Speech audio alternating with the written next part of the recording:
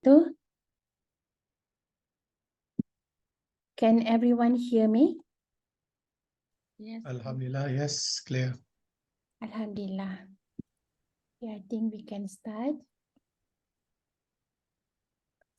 Assalamualaikum warahmatullahi wabarakatuh and good morning to everyone. Thank you for joining this training organized by the Center for Professional Development CPD IUM today. I am Dr. Raini from the Learning Design Unit CPD and inshallah I'll be your moderator for this training. Before we start our session, let's recite Ummul Kitab Al-Fatihah.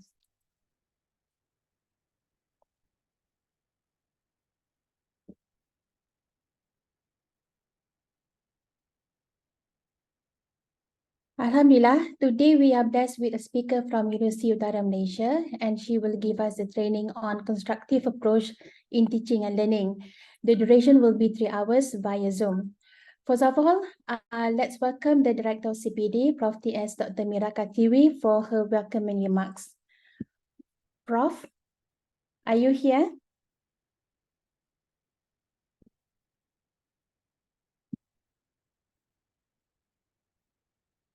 Okay, I think Prof is not in yet. Okay, I think what I'll do first, I want to give the overview of today's training, followed by the introductory for our speaker. So let me just share you the slides I have prepared.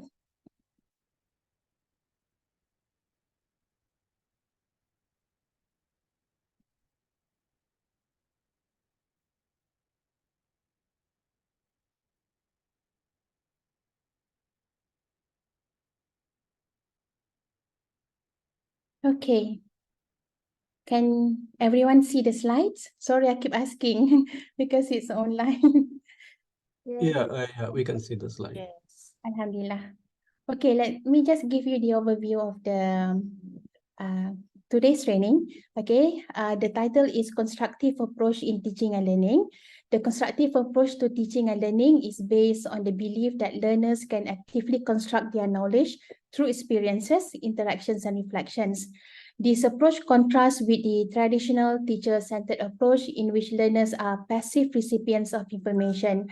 Among the benefits of using a constructive approach to teaching and learning are to help students to develop a deeper understanding of the material, develop critical thinking skills, and become more engaged in the learning process. The training outcomes, before that, the training competency, this training will enhance instructors' competency in pedagogical aspects. This is aligned with the 4th IUM mission statement, which is to nurture the quality of holistic excellence, which is imbued with Islamic moral spiritual values in the process of learning, teaching, research, consultancy, publication, administration, and student life. For the outcomes, the first one is to learn about what a constructive approach is and why is it important to be applied in teaching and learning activities. Number 2, identify the intended learning outcomes. Number 3, design assessment methods as the means to measure the attainment of the intended learning outcomes. Number 4, plan suitable learning activities that allow the students to develop the skills, knowledge, and understanding described in the intended learning outcomes and measured by the assessment methods designed earlier. And the last one, to choose the appropriate course contents required to support the learning activities. So inshallah today, our speaker will guide us through all of this. Now, let me introduce you to our speaker, Dr. Nurliyana binti Bukhari. For the background, she is currently an assistant professor in the School of Education, College of Arts and Sciences at the University Utara Malaysia UM.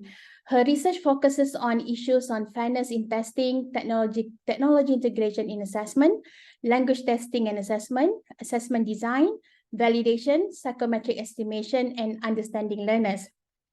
She has impressive CV, by the way, so I just selected a few.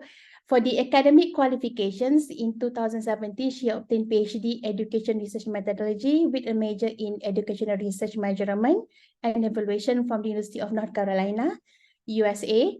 In 2012, she obtained Master of Science Education with a major in educational research, measurement and evaluation from UC of Miami, USA. And in 2009, she received Bachelor of Science with Honors, Education of Information Technology with a minor TESOL from UUM. These are her selected professional experiences. Currently, she is the Deputy Director Technical for the University Teaching and Learning Center, UTLC UUM. From February 2022 until May 2023, she was the Program Chair, Postgraduate Studies in the School of Education, UUM. From 2018, she is the Secretary for Malaysian Psychometric Association, MPA. June to August 2015, she was the research intern at McGraw-Hill Education, CTB, USA. And from January to May 2015, she was the student evaluator for the 5th and 8th grade extended day program at Hope Academy, USA. And these are her selected awards because this is very long list. In 2022, she received Anugerah Penyelidikan Penulis Ilmiah Muda Karya Kreatif University Utara Malaysia. This is at university level. On the same year, she also received Anugerah Inovasi Pencapaian KPI SOE 2021 School of Education, and this is at the school or department level. Again in 2022, she received Anugerah Penyelidikan Penerbitan Pengajaran dan Pembelajaran Inovasi and Quality APIQ APIQ University of Malaysia. This is at university level. And in 2021, she received Anugerah Bintang Kelestarian Quality Education Center for Testing, Measurement and Appraisal, CETMA. This is at the university level. Okay.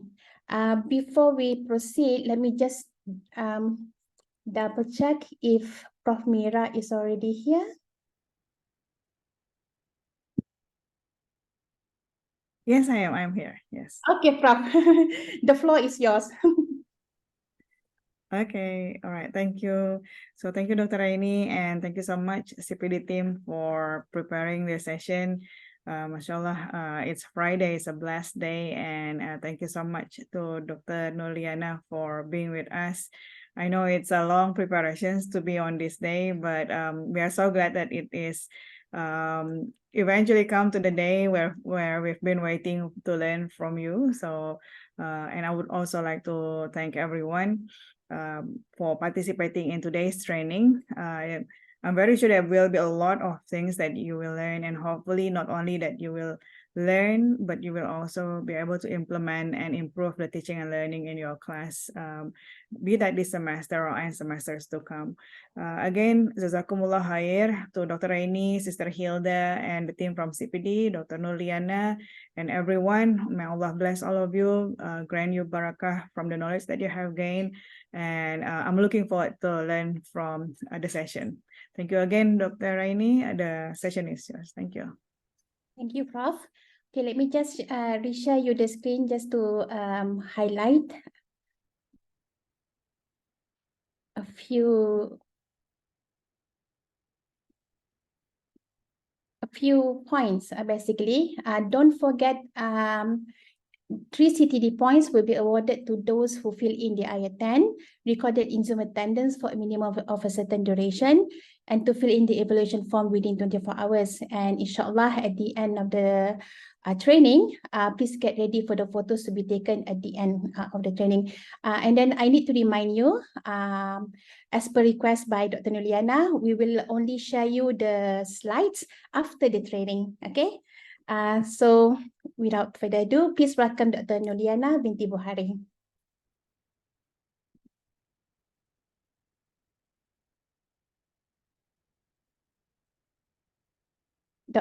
Doctor, we cannot hear you. Okay, all right. Okay, right now. Just a second. Bismillahirrahmanirrahim. Assalamualaikum warahmatullahi wabarakatuh. Good morning. Hello, IIUM. My name is Liana. Just now, Dr. Raini has introduced me quite lengthy. And yeah, thank you so much. I'm very honored to be here during this in the morning of Friday morning. Okay. So I'm gonna ask permission to share my screen if it's possible. Let me try. Bismillah. Bismillah. Okay. Share basic, just in case share some. Okay. I've shared my screen.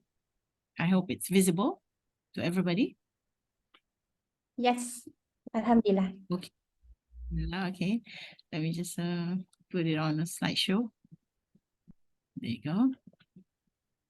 Okay.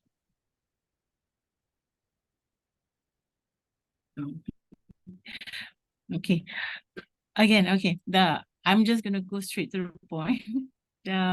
For today's session, I've prepared quite a lengthy part. When I got this topic, constructive alignment, it's huge actually. If we can make it gentle introduction, or we can make it like, something like practical, or we can make it sharing sessions, but with parts of it with all 5 workshop learning outcomes Dr. Raini has stated earlier. So we'll see what we can do today, because in this session also, it's I have some activities, and I have a lot of sharings.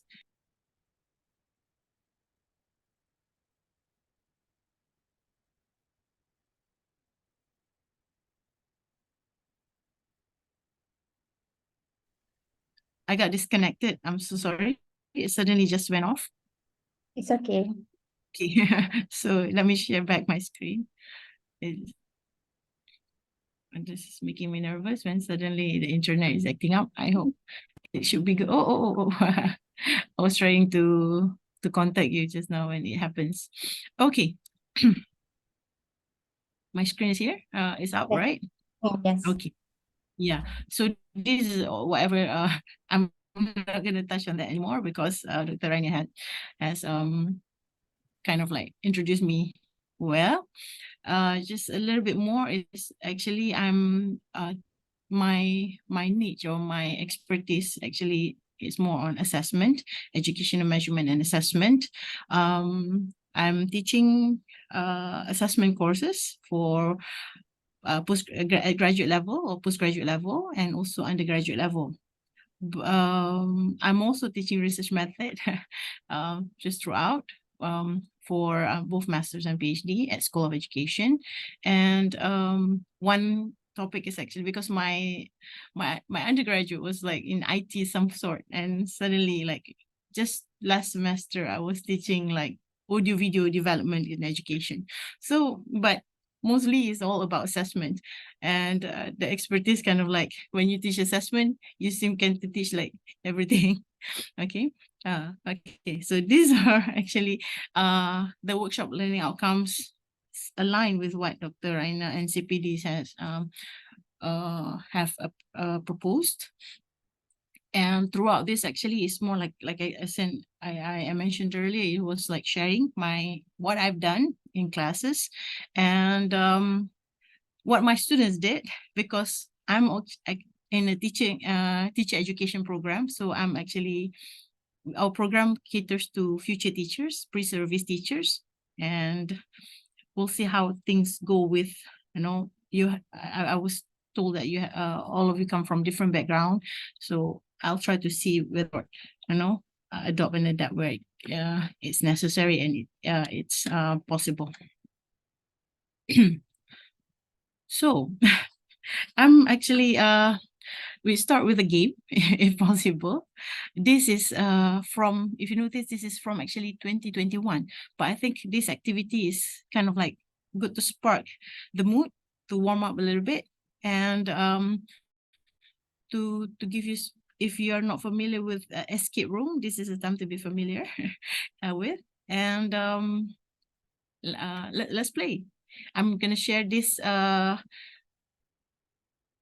what do you call it, link on the chat box, and then the task is actually, you just have to escape the room by following the instructions. There will be an instruction once you click on that link on top of it. I hope it doesn't take too much too much time. Is like 10 minutes, it says, because by the time 10 minutes you will be kicked out from that game. But if you can finish early, it's better, because I hope you guys can finish early. Okay, let me just share this link.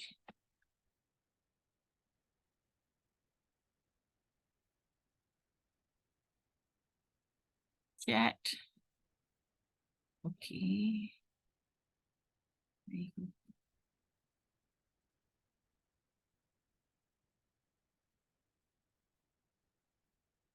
Is it oh no, it's being pasted. Okay, there you go.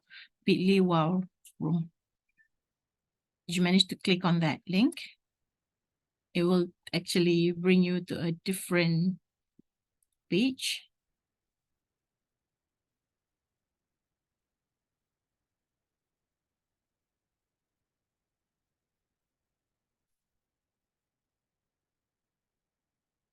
You're gonna try. I'm just gonna make sure the link works. Okay, so yeah, I'm gonna bring it down and there. Just give it a try if you can, especially if you are actually using your desktop. You can play it even on your phone. It's possible to play along.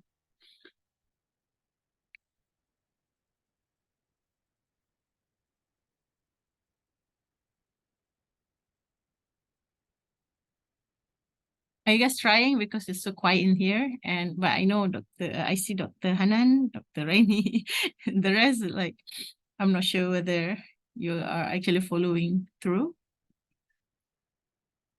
Okay, thank you so much.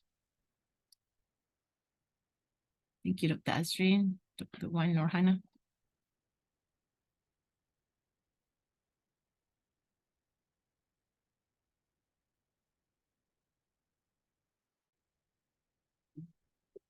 Do something with my internet because it looks.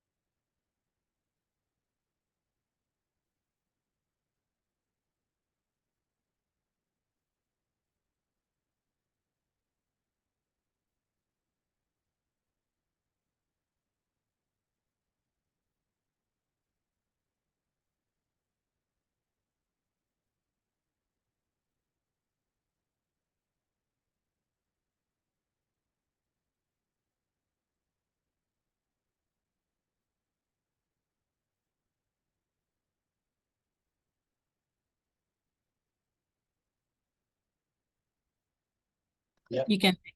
Yes. I have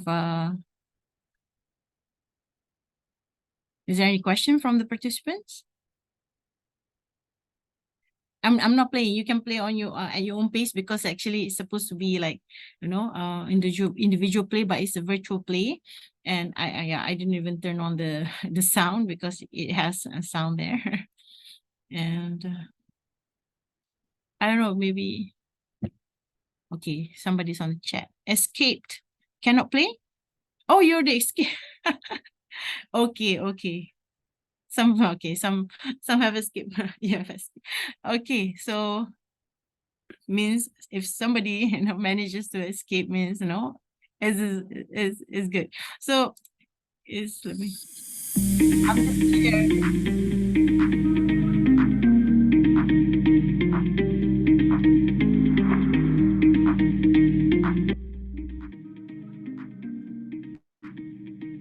Okay, so yeah, did you hear the sound? The sound? Did you hear the sound? Yes. The Yes, we can hear the Okay, sound. okay. Uh-huh. Yeah. This is a warm-up activity usually, and generally it's one of the platforms that you want to have an interactive version where you can increase engagement and stuff. So here, somebody has escaped just now. It's basically escape room is like actually here you click on some place for this platform and they give you clues. Which of the following tools is more appropriate for synchronous live class sessions and WebEx, and they give, okay, first letter is L, and you click on here and there until, oops, there's nothing there. Sometimes you can just, nothing there.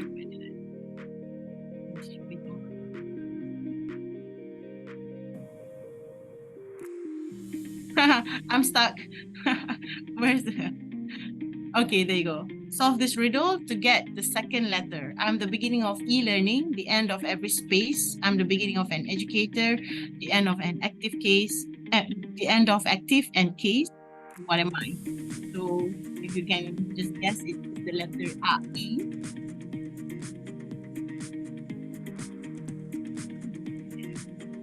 There should be some here. There you go. City is teaching a first-year English language proficiency course. Which of the following apps can she recommend to her students so that they would learn more vocabulary? So, click Duolingo, and yes, the fifth and final letter is N. So, this is like a 5-letter word. So, L-E-N. Want to,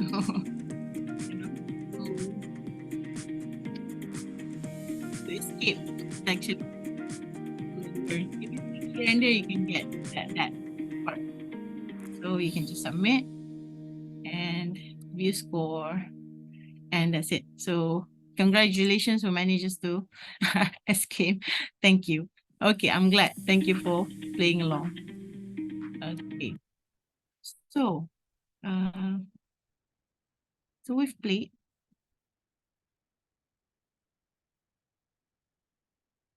But if we are doing this for our students in our class, oh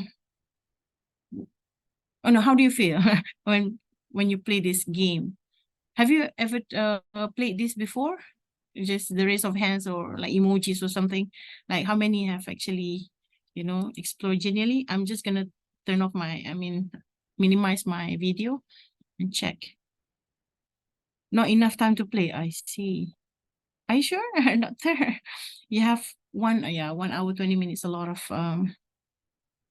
for depending on the course. I'm not sure how intensive your course. You have to cover syllabus. Okay. So you are actually sharing, doing it, what do you call it? All lecture based, right? Okay, I'm glad, Dr. Hanan. Okay, so yeah, we have a lot of time. We have a syllabus to cover, limited times, undergraduate 1 hour, 20 minutes, I'm most of the time I'm teaching and postgraduate, so it's like 3 hours. But yeah, undergraduate also, we've tried sometimes. And the preparation, what do you think of the preparation of this?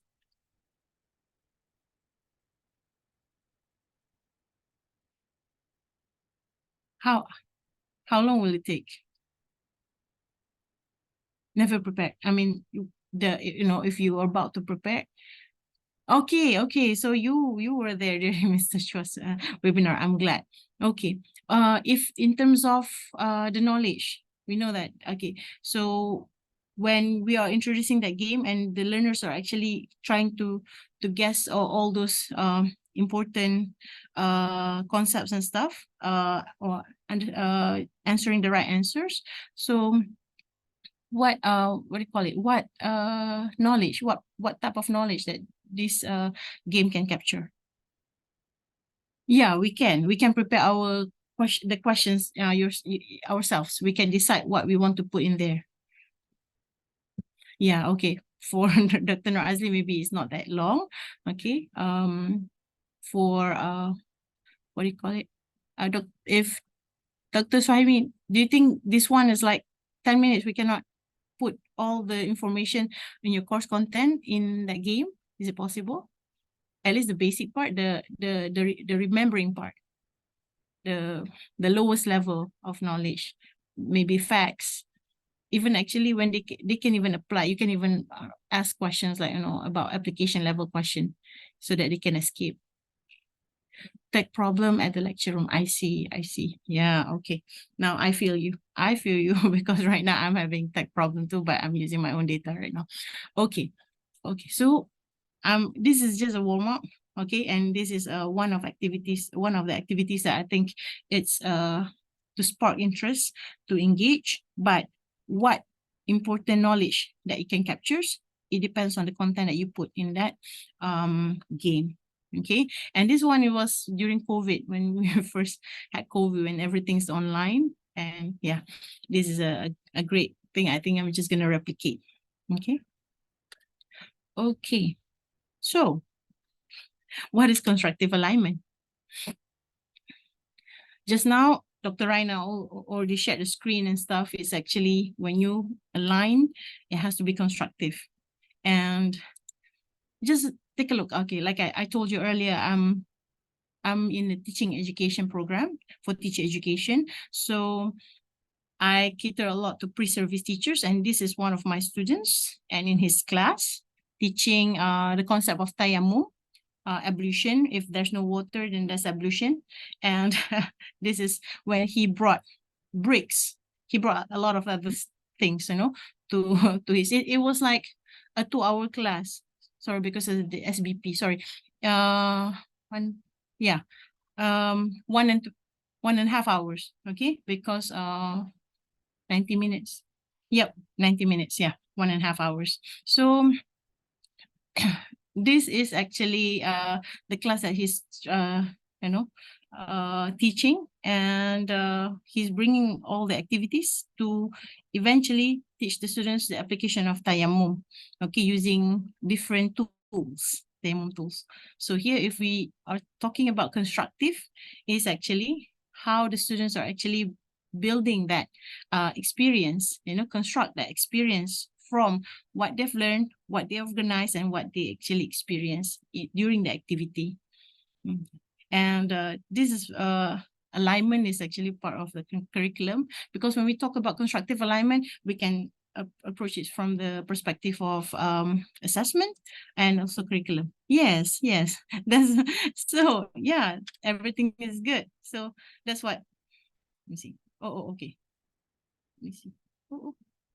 There you go. So eventually, this is how his class is. You align this course learning outcome, what we intend to do, the PLO. The PLO here is actually, the program learning outcome is to educate the future teachers ready for 21st century classroom.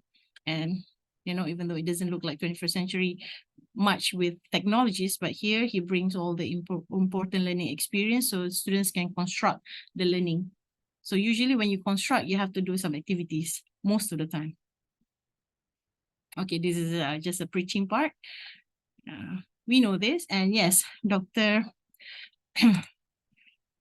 Suhaimi, Dr. Suhaimi put, like, we have to align this CLO, PLO, PEO. PEO is program education. That's usually the university's agenda, and the program go back to each learning outcome clusters, what you want, what specific skills that we want them to have in each of the course in the program, and in the course itself, the course learning outcomes itself.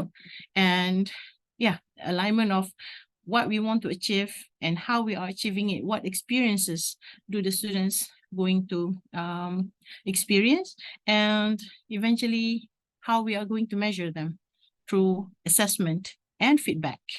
So yeah, feedback is going to take a long time to give. Okay.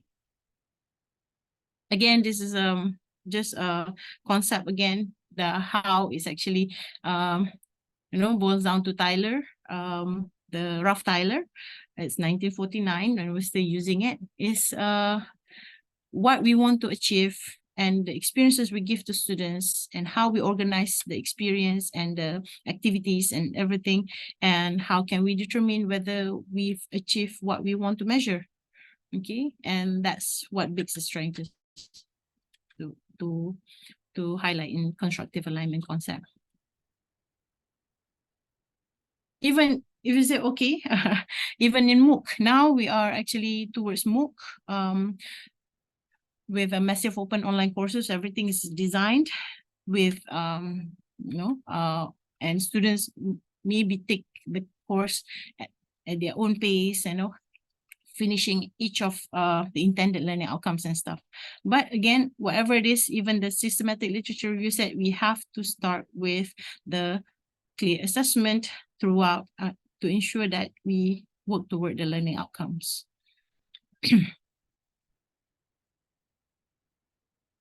Okay. So for constructive alignment, if you are aware, Big said that actually accounts-based education is actually, that's a constructive alignment concepts. It boils down to that. And here we are doing OBE. We are actually trying to see what outcomes matter to our students. And in doing that, we are, we have to have a clear focus, what we want to do. And it's the instruction itself should be designed backward, because usually we have the end in mind. And when we are clear what we're trying to achieve, then we know what expectations that we want to have. And OBE, usually we tend to have high expectations where for our students, because to prepare them for the career and job experience, where from a small expectations, we push them. If you can jump from this small pool to a bigger pool, why not go, so that you will have better opportunity with all the skills that you have in the process of jumping from this smaller pool to bigger pool. So that's OBE, and OBA is the same. Okay, and no, OBE is the same. OBA is actually the assessment that comes with the OBA or OBE. And this is more criteria reference, where we have sets of criteria, what we want students to learn based on the learning outcomes. And then we are actually trying to achieve each one of them for the students, and to make there's an evidence of learning. And therefore is the scores from the assessment is valid and useful. Okay, and here it focuses on more on formative assessment. That's the definition of OBA given, and we have to give feedback. So during that short period of time, when do you give feedback? How are you going to give feedback? Do you have like extended office hour time to give feedback, or do you give feedback during that short duration in a class? So this is you have to consider that in the teaching and learning. So this is like a rhetorical question, and I have already the answers there. You can see why we are actually making sure like students understand what we're doing, and we understand what we're doing, and prepare them for the experience, of course, for the motivation. If students understand that we are actually interested to bring that meaningful experience based on what we want them to do, and then the measurement, whatever the assessment that we create or design is meaningful, they're definitely going to be happy about it. Again, they increase the engagement, they do it by themselves, learn by doing, more like student-centered. And yes, that's going to take a lot of time, because to increase engagement is actually you need to make them do something, hands-on task, something that they can actually work on. Okay. So if you can go, I know you can chat with me here, but for this morning, can we just take time to just share? This time, maybe if you want to share anonymously, then you can join this menti.com. Just now, one of the constraints was like time to implement constructive alignment. So if you have any other concerns that we can share, and we'll see how we can actually approach that challenge, could you please join menti.com and use the code 4659. I'm just 824. And I'm going to also share this link on chat.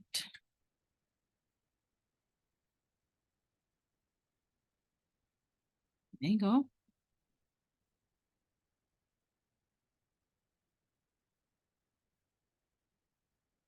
Just what do you think of the main challenges or challenge?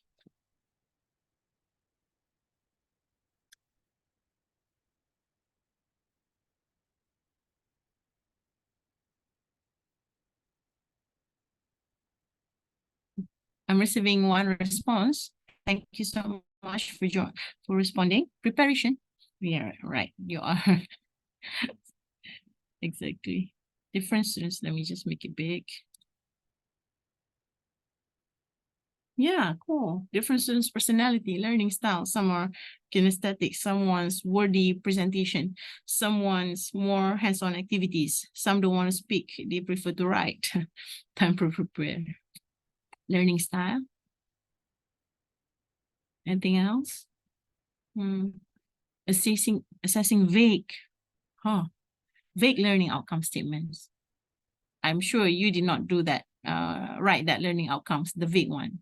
You have to inherit from your, previous senior or from your colleagues and stuff. Active participation. Too many topics. Okay. Different student backgrounds.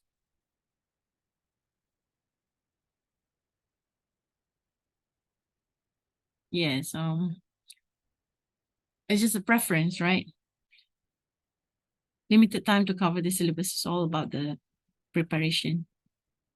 Preparation, hard to see how to actually measure vague learning outcomes. We hope by the end of this workshop, there's no more vague learning outcomes, or actually we can tend to improve that. Developing new assessments. Okay. Now this starts in the learning style backgrounds, definitely, because part of it is also part of assessment. We have to be fair. We have to make sure the sensitivity. We have to ensure that nobody is left behind. Okay, sounds familiar. Okay, 12. Anybody else would like to share? We have 12 responses out of like 100, which is good, because I know you have, you have that in mind, and like, oh, maybe it's the same thing. Same old. Okay, we have too many things to do. We have to do research, innovation, consultation, and then now we have to teach, which is the core business. Without good teaching, no students. And yeah. Thank you so much. So there you go. Okay, I'm not gonna give you a break because I thought like it's gonna take long and stuff. So there's a rough planning there, but we're gonna keep on going. Can we do that? Yes. Thank you, Dr. Raini. So, just now I'm very interested when somebody saying that we have to assess the vague learning outcomes. First of all, to make sure that the vague learning outcomes is not there, is we have to write an effective learning outcomes. Usually, are you familiar with SMART? SMART, specific, measurable, attainable, relevant, time-bound. Those are actually the thing that we are actually saying when we're doing research objectives. Those it's just the same with our learning outcomes. But when it comes to learning outcomes, for this I'm not just gonna there's no Mentimeter word. You can just put on chat or shout it out, using your mic. Based on this question, what's the answer?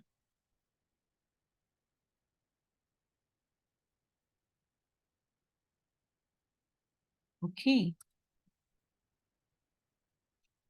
that's the attendance. Somebody's saying something on chat.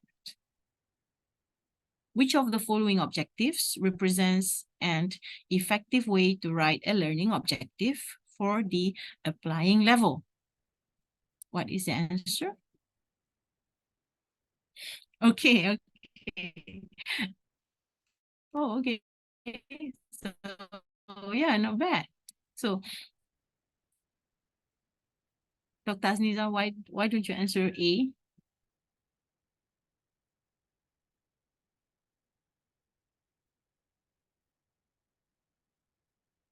Oh, Dr. Nazato, you're the first one to answer. Why didn't you answer C?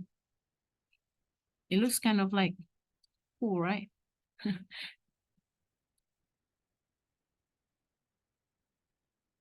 Anybody else have a different answer?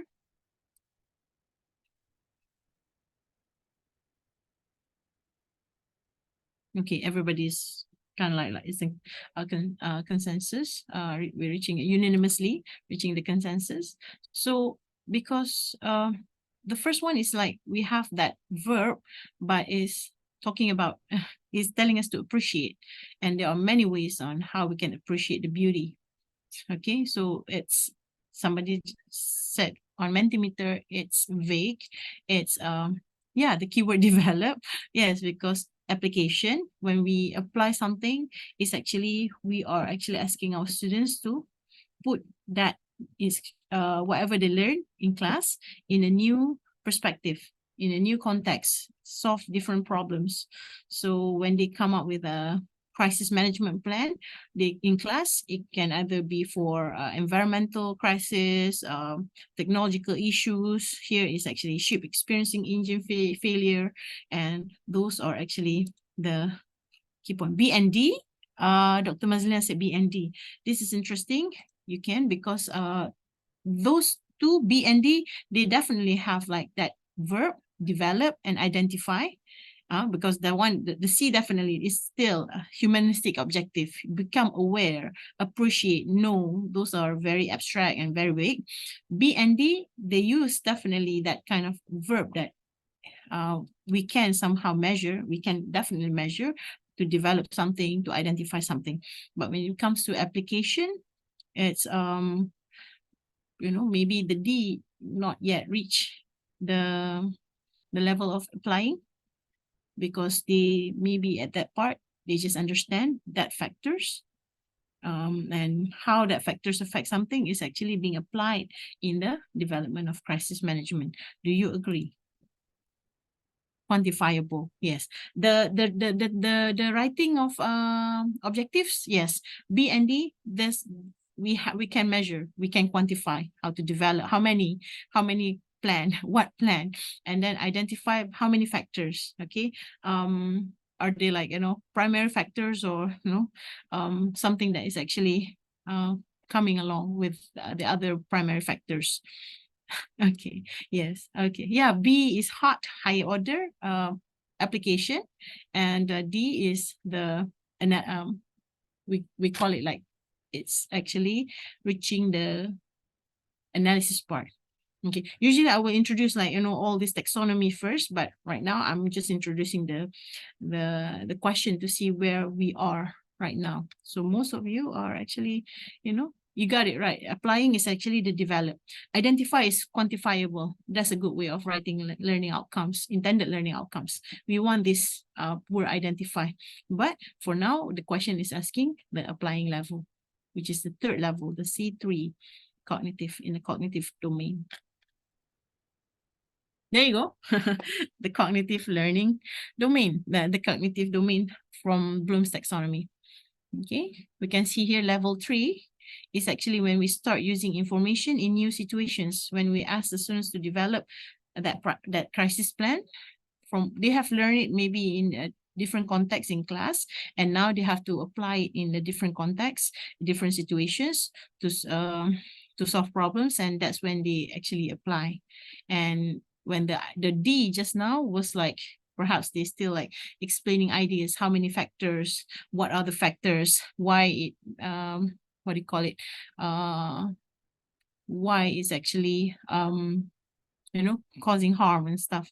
Okay, so okay, and remembering, usually this is clear cut when we ask like important details, facts, concepts, when, what, how many, very the basic, like Dr.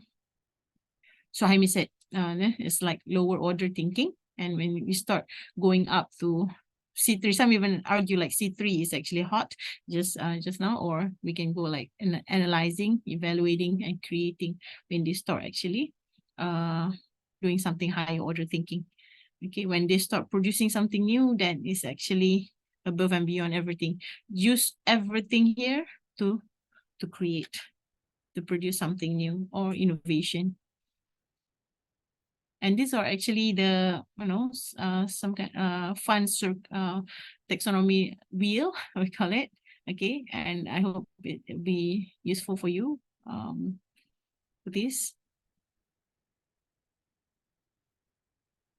Oh yeah, there you go. When we are, despite those levels, remember C1, understand C2, apply, all the way to C6, create. We have like also knowledge dimension. What types of knowledge that we want to remember? When we ask them to remember facts, they can list. When we ask them to apply the facts, they can classify. And when even some, Anderson and Kraftwerk, they are actually doing the revised Bloom's taxonomy. They said that when we are actually creating the facts, they can start categorizing it. And that's how we call it how the matrix goes. And when they can actualize, they are actually doing something metacognitive, how they know what they know. They realize why they believe in something they believe in. Okay, that's the actualization, the highest part that in the matrix. And this is in 2016, I've encountered this because I know IIUM definitely, you have your own taxonomy, like my Texo, suggested ones, like what you're going to measure if you use this kind of verb. Is it like C3 or C1, C4? So yeah, UM has too. My Educator is an apps. If you can find, I will show you, the feature a little bit, but then maybe you are interested. If you can, you might want to install. And UITM has that Excel macro and stuff. And definitely those apps and those tools to help us actually comes from literature. And in this literature, we can see here, right, this because some have that vague, sometimes the vague or the where do you belong, actually you develop, you can be in apply, and you can also be in create. So where do you are right now? So here Kenny suggested, like not suggested, she searched for 100, sorry, it's actually 30. This Zoom is actually blocking that top part from my view. I'm not sure. Okay, yeah, 30 published list, and they said that 4 of these being used in 4 or more lists. They identify these words in 4 or more lists from the 30 published list. And when it comes, this is what she found based on the 30 published list. And this is when things she wants to see, like how many, what verbs being listed in 10 or more lists. Then they say, okay, the list shrink, and we can see it's actually more. Okay, so we don't use calculate, is actually apply, it's not analyze. Because here we have like calculate is actually at the analysis part. Okay, so that's a training. So this I deem is useful just to check and balance with our taxonomy, the tool that we have, that our university proposed to use. And definitely those are actually from suggested by Anderson and Kraftwerk. Those tools come from there. And here there's new from Gonzalez. They talk like, now we have Bloom's digital taxonomy. So from evaluating, there's actually a collaboration. And now net meetings, Skyping, Zooming, posting, networking, those are actually types of, when you are actually evaluating, you are actually doing collaboration online. And this is even applying here. You can hacking. Do you know how to hack? I know, but can you hack? Yeah. So you are applying it. So that's a verb, new verbs that being introduced by, just a second.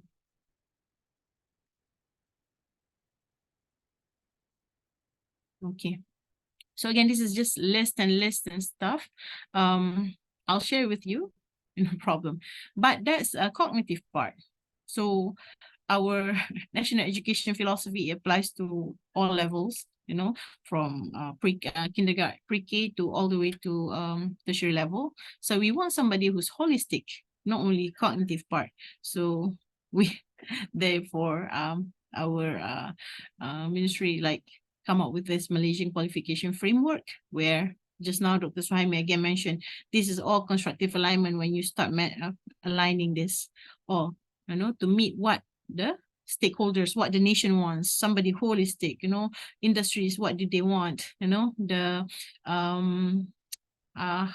IHL, I think Institutional for Higher Learning, this is what they propose, also the niche based on the university. And we have all this. This is a very familiar framework. We have previously we had, I think, 13, I couldn't remember, PMQF1, but now we have 11 being clustered into 5 clusters. And all of this cover from cognitive all the way to psychomotor and affective. Okay, so this is actually from JPT, the Department of Higher Education.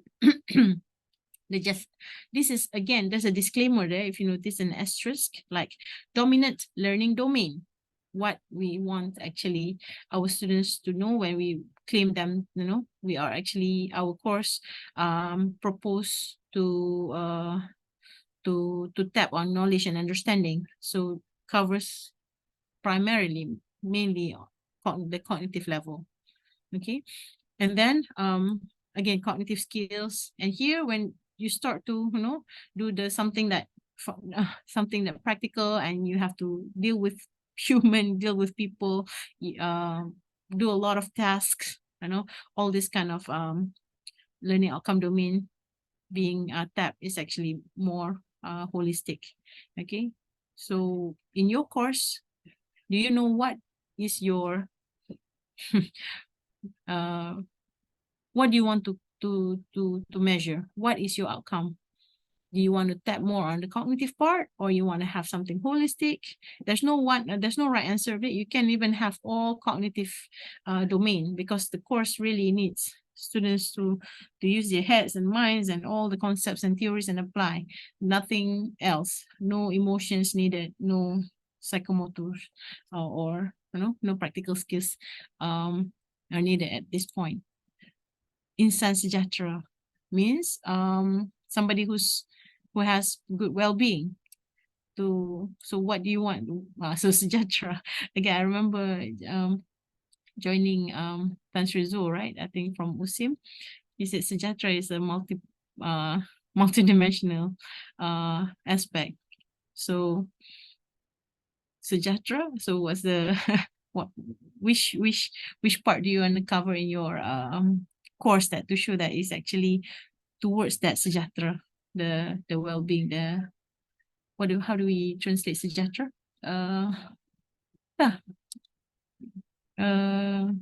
Holistic human, no?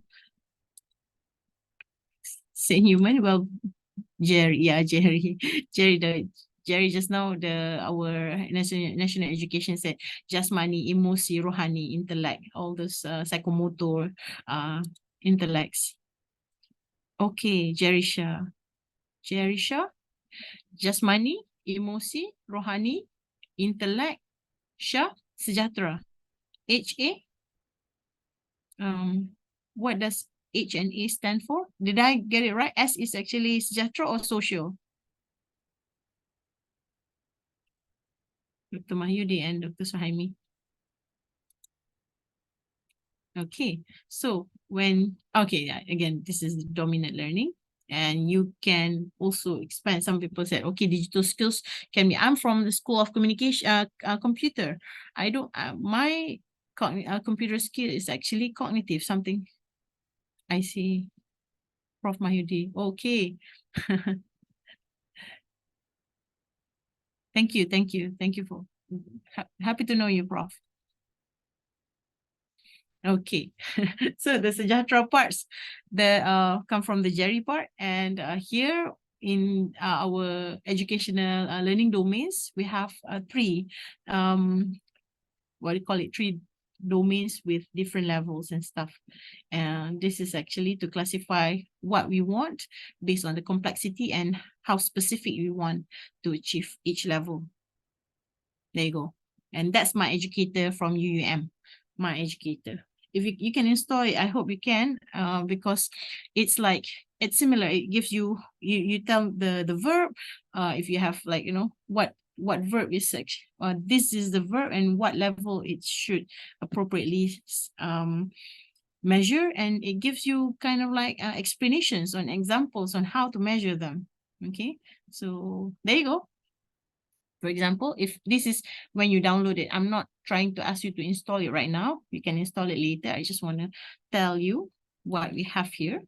So for example, if you install it, you put the word demonstrate, and you can see here, it's actually tapping all the CAP, the Sejahtera. I hope so. C, cognitive, affective, you have psychomotor. So you are actually well balanced when you use the word demonstrate. Where is it? How to install My Educator? You can go to Google Play or App Store, Apple, you know, if you're depending on if you're using Android, Google Play. If you're using iPhone, you can go to App Store. You can search on there. It's like there's a My Educator apps.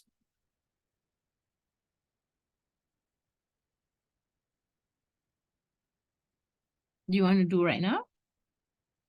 Oh.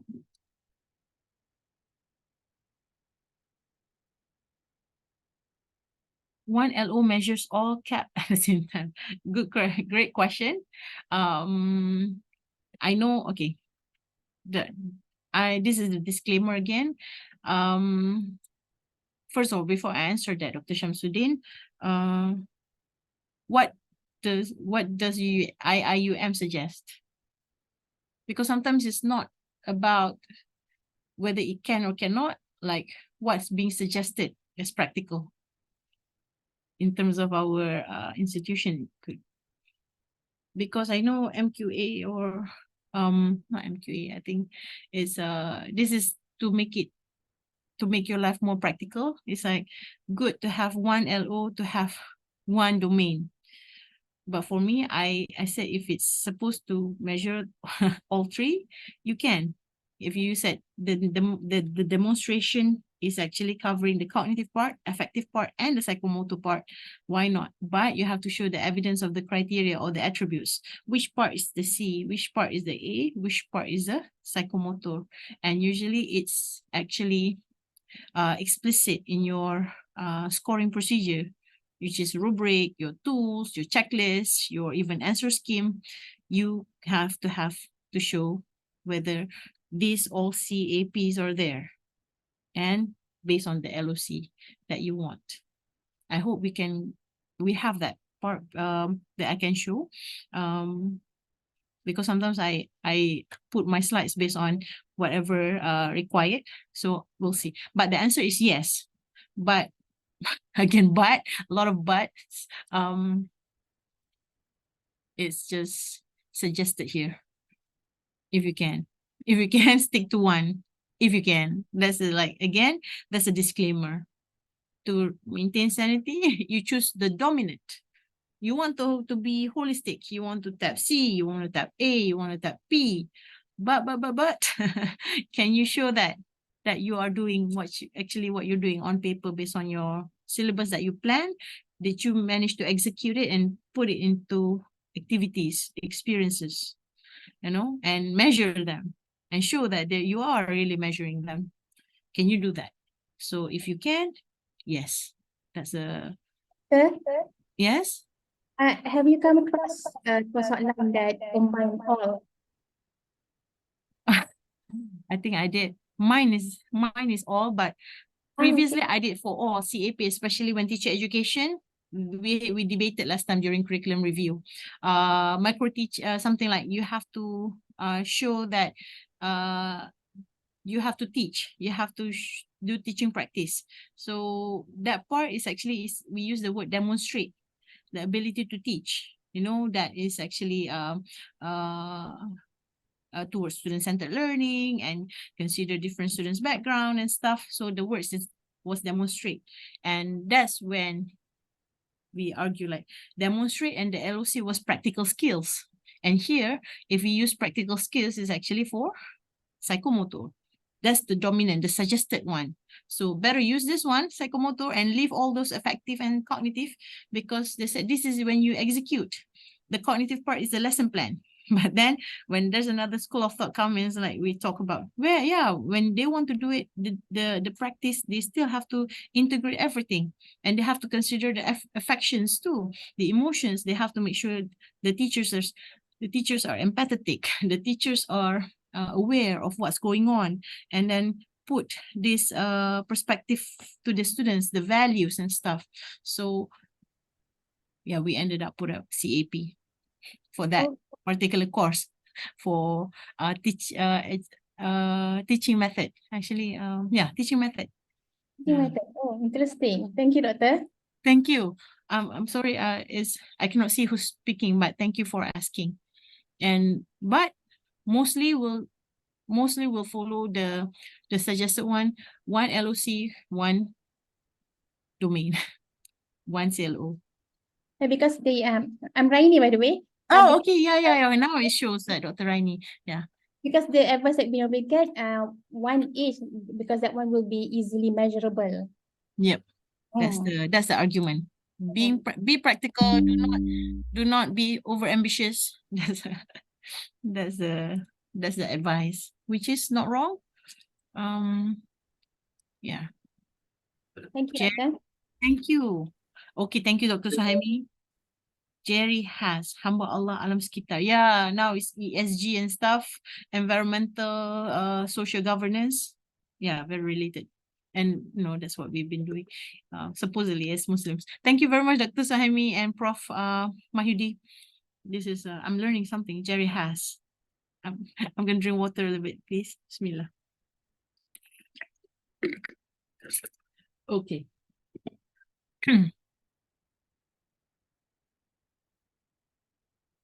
So, okay. So this is the My Educator. I don't know whether some of you, managed to install this. So yeah, demonstrate. It's like it taps like if you are trying to use the word demonstrate, and that's what you want your students to do at the end of your course or your session. So C3 is apply. You are actually asking them to apply, and apply is actually, that's the definition, the explanation. My educator will provide this. Solve a problem by directly applying something he has previously learned. So in different contexts. So use a concept in new situation, applies what was learned to solve another problems and stuff. Attendance, please. Okay. Yeah. Okay. Valuing. So this is okay. Demonstrate also can tap the affective domain, which we can go all the way up to A3, valuing the worth of a value. So this is when you are actually you start to share different perspectives, appreciate different perspectives, being empathetic, being open to different perspectives and suggestions and opinions, manage to agree to disagree. That's when you want your students to have when you start putting that. That's actually A3. This is a P5, complex overt response, when this is when you are actually, you are not originating it or adapting it, but you are actually using what you've learned and try to imitate again based on that and make it something that is actually habitual. Maneuver a car. Before there was like a guide, right, from when we take a driving test or something, how to actually put the parking. If you are doing parallel parking, the driving instructor will say, okay, this is a bend, this is a cone, this is a suggested one. You have to make sure this is a line, that's a suggested. That's when you are actually following some mechanics and suggestions. And when you start doing it, like, it's all coming through slowly, nicely, then you are actually doing that P5. Okay, that's the word. When you demonstrate, you apply what you've learned in that instructor's learning, and you valuing. I'm not sure whether driving test applies to that. Maybe don't become a road rage. Don't go yell and be aggressive on the road. Okay, so yeah, demonstration. So that's what it covers. And this is also the feature of My Educator that I'm intend to share. Okay. I think this is easy. but please answer it anyway. Which of the following characterize the affective domain? Oh, fast. Oh, okay. Jazakallah. Jazakallah khairan. Thank you so much. I hope you can install my educator.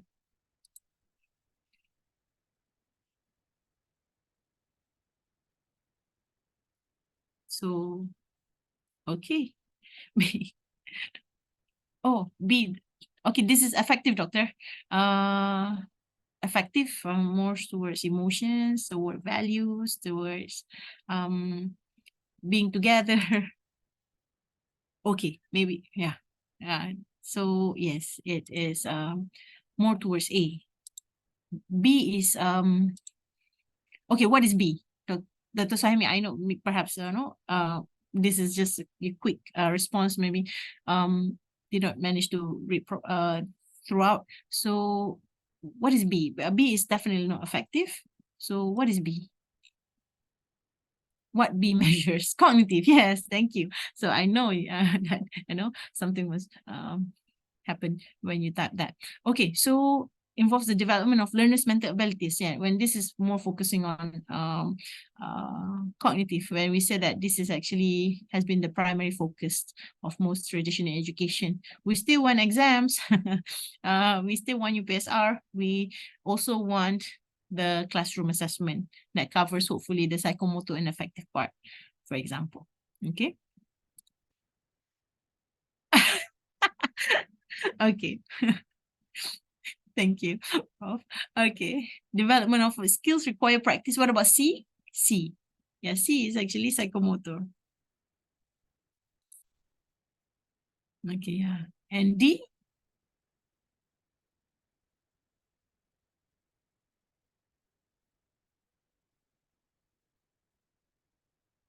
D is also psychomotor too. Yes, thank you, Dr. Sahimi. Yes. The eye contact, how you do it, the motor response and stuff. Okay. And if you notice, what about communication? I'm just gonna ask you, throw a question here. What do you think of a learning outcome cluster communication? What domain for that? Communication. C, A, or P? Psychomotor, okay. Psychomotor, okay. Okay. So you want to see what the JBT says about communication?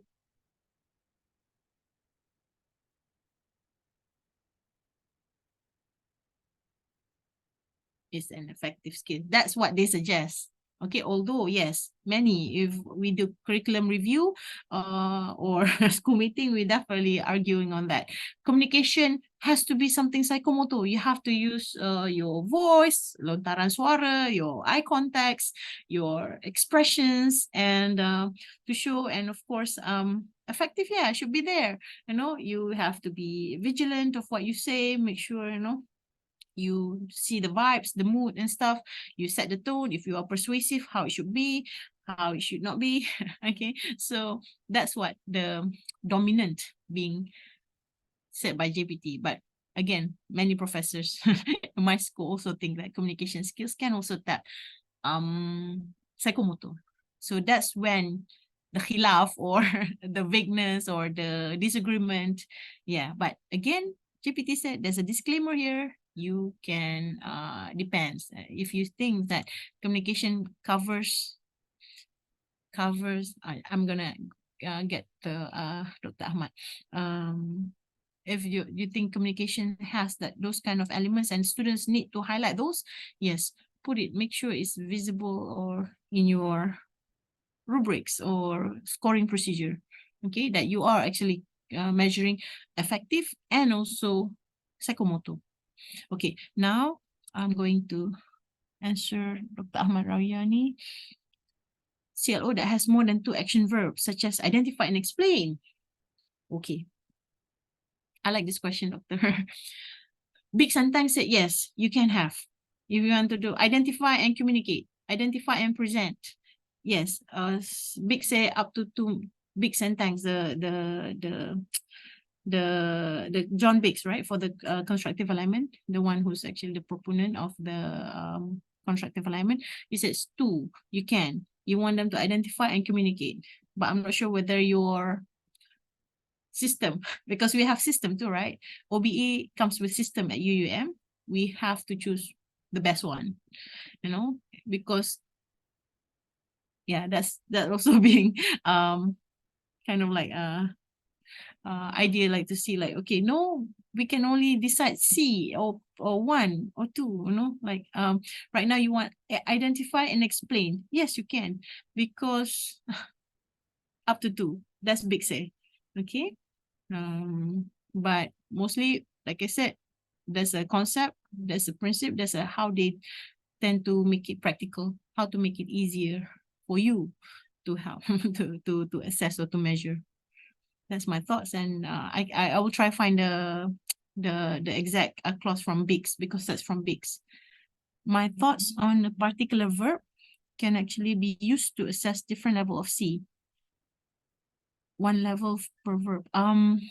Actually, Dr. Shamsuddin, it's that's just one way. The apps follows your ITM, the maybe has like UMTs, Texo. It's being designed to have that some verb can measure both.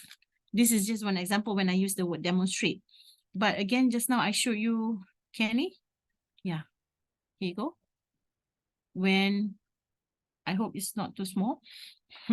This is the best I can put everything on one slide. Develop is also apply, and develop can also be create. Create on the C6. I want to show this. I have this one also from UITM. I don't know what do you use. At IIUM, I'm sure you have also. They have this macro, Excel macro. This is from UITM. I got it online. And I think it's actually equally useful. Where's the... Okay, there it's coming up. Okay. There you go. This is from, yeah. Can you see this? The revised Bloom's taxonomy from UITM. Yes, we can see it. Okay, thank you. So yeah, see, I have this identify. Is it identify? And it taps many. Same with demonstrates. It can go all the way to C4, identify the C4 level, or you can identify the basic parts.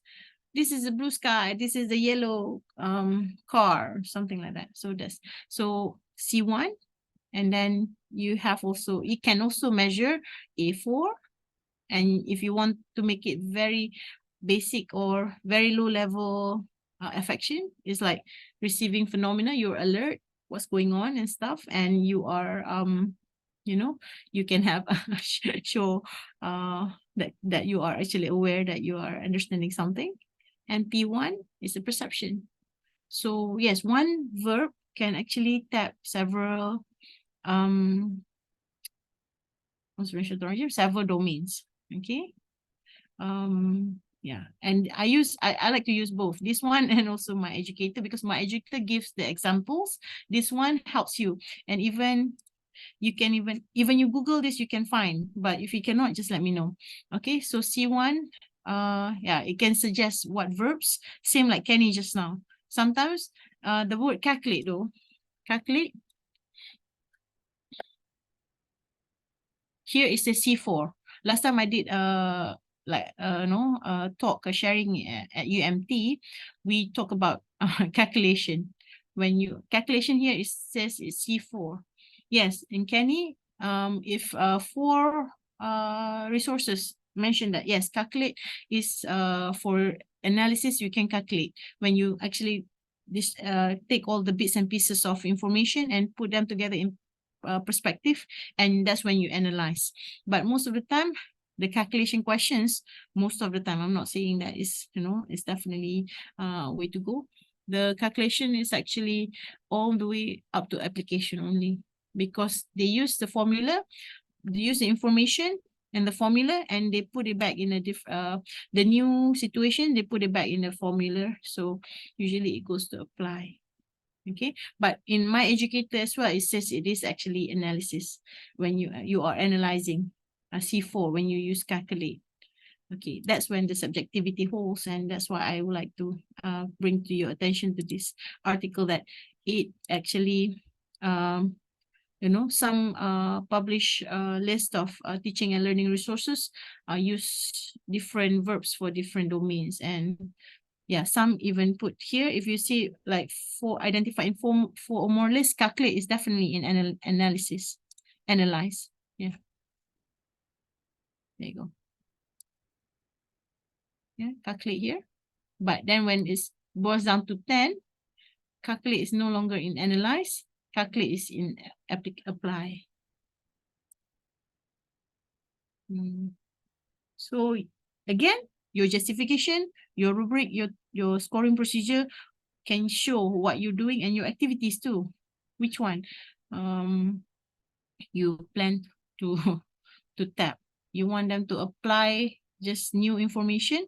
I'm sorry, the information learned from whatever you told them in different contexts, or to solve different problems.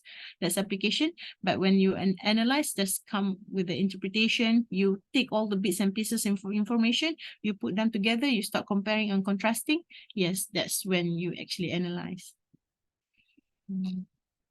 Okay.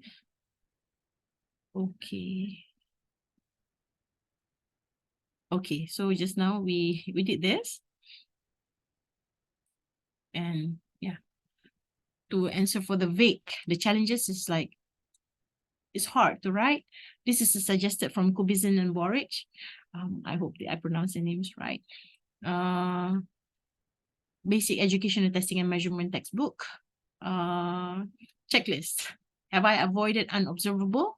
Like know, understand, be familiar with, aware, be acquainted with, appreciate, all those kind of unmeasurable, unobservable verbs. Or my outcomes suggest specific products or results. If we ask them to develop, is there any products that are related to development of that? And then sometimes we always go with explain and ask students to do innovation. That's the biggest criticism. Your learning outcomes doesn't have that word of development or innovate, and students end up doing innovation, but your learning outcomes did not have that. Okay, that's the criticism. So have I begun each outcome with an active verb? Active verb, just now we said that, those are not vague, more like behaviorism. Tap the behavior, can do instead of no. Okay. Do I need to be specific by stating the learning conditions in my outcomes? I mean, some, especially my cikgu practicum, my teaching, my pre-service students, pre-service teacher students, the cikgu practicum, practicum teacher, they have to make it clearer whether, what certain conditions means the tools, the time, how much it's going to take. It's like time bound. How many hours you have to assemble this hard drive. If it's take forever, of course, eventually you manage to assemble the drive, but if you take forever, then the outcome is not achieved, because we hope they can assemble in 45 minutes. That's the learning conditions. Or you can use calculators, or you cannot use calculators. So that's the learning conditions. Do I need to be specific by stating the criterion levels? Criterion levels is just now how many. I want this to be the communication, but you have to have that kind of eye contact. You have to have presentation slides. You have to have diagrams with your presentation. So those are criterion. And link for your ITM. Okay, Prof, I'll provide in the. I'll provide. If not, I'll pass the sheet to CPD, the Excel sheet. Okay, Prof. And are my outcome simples? Okay. Stating criterion levels, just now how many, what are they, if possible, state if you can. But most of the time at university, we don't. The conditions and criterions, like is implied in the activities in our scheme of work, for example. Okay. Or my outcome simple and straightforward. Okay. That's why people argue like make it. Maybe that's why they choose one, Dr. Ahmad, rather than two. Okay, two verbs, but The simple and straightforward doesn't mean that, you cannot use two verbs. Have I included learning outcomes across the range of levels of the taxonomy of educational objectives? This is when you decide which one is C, A, or, and P. Okay. Number two, the last two actually is a good transition from this first objective to the second objective, when we have to design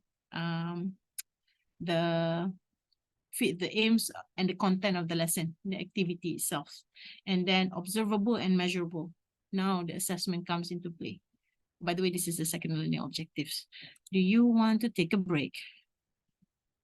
What is the good practice? Okay, Yes, we can take a break, Doctor.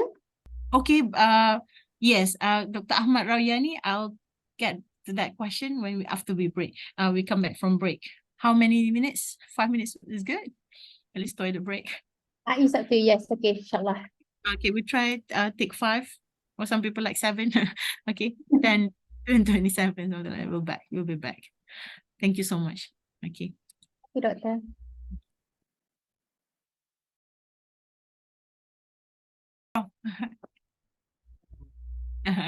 Okay. I just joined, Prof. Bulan 5, 5th pula. May I off, because I just got that what do you call it?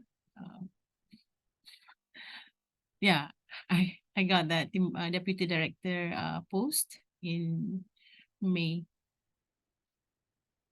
Okay. The reason why I took that MEPTA, because we definitely have like practice. Just now I'm going since Dr. Raini already started the recording, I'm gonna continue. Welcome back. Dr. Ahmad Rawyani asked like good practice for CLOs. This one, when I first come back, I was so passionate, like I want to test as much as we can. So idealistic, I think, maybe naive too. And then the practice from my department, my institution at UUM, suggest not more than 5 as we go along. Then it's getting too cumbersome, too overwhelming for students, because students are not only taking our course. When I look at MEPTA, just now what I'm showing here is actually MEPTA is Majlis E-Pembelajaran, right? Like Prof. Mira, correct me if I'm wrong, for higher ed, and this is being governed by the JPT, Department of Higher Education, and I'm evaluating the MOOC, Massive Open Online Course. Massive Open Online Course is like an online course, and this is what the criteria. The criteria for the rubric says like course learning outcomes should be minimum 2, maximum 7. What I have at it 4, I think, for my course. So you do not want to aim too much, being ambitious, because you have to show the evidence. You might have 7 but if you can manage them all, yes, no problem. That's what MEPTA's the guide, the criteria evaluation of the MOOC, a course, online course. So 5 is too much. 5 is a lot, actually, not too much. 5 is many. 4 is doable maybe, because, and some goes 3 because their credit the credit hour, depending on credit hour as well. So I know that maybe somewhere there MQA has a kind of like statement, but practice 4 to 5 if possible, because let the other course so share this the outcomes. So it's like divide and conquer, but you're okay, the students are okay too. This is again based on the document and based on the practice. Okay. So now that's the last 2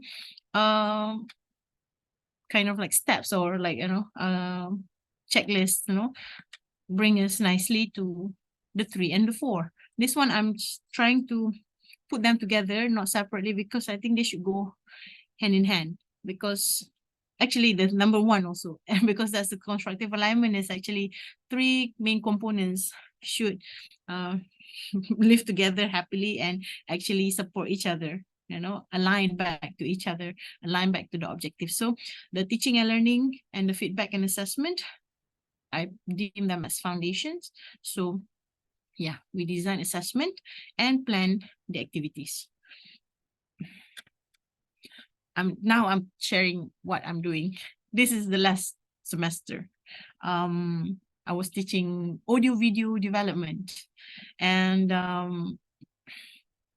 this one, because I did that during undergraduate, and then somehow, like, when you are actually doing assessment, online assessment, you are deemed to be digital literate, and you are putting a lot of videos and stuff, so you can teach video. So it happens. During this course, by the way, we managed to write one proceeding based on our experience in teaching and learning. We have a UTLC. At that time, I was in UTLC yet, University Teaching and Learning Center, and that's when I got I joined MEPTA because I became the deputy director for technical to cater for e-learning. So, but this one, before, I was the course coordinator, program coordinator for the DPLI. We call it DPLI, or postgraduate diploma education. The teachers who's, but actually they already graduate, they have the degree. And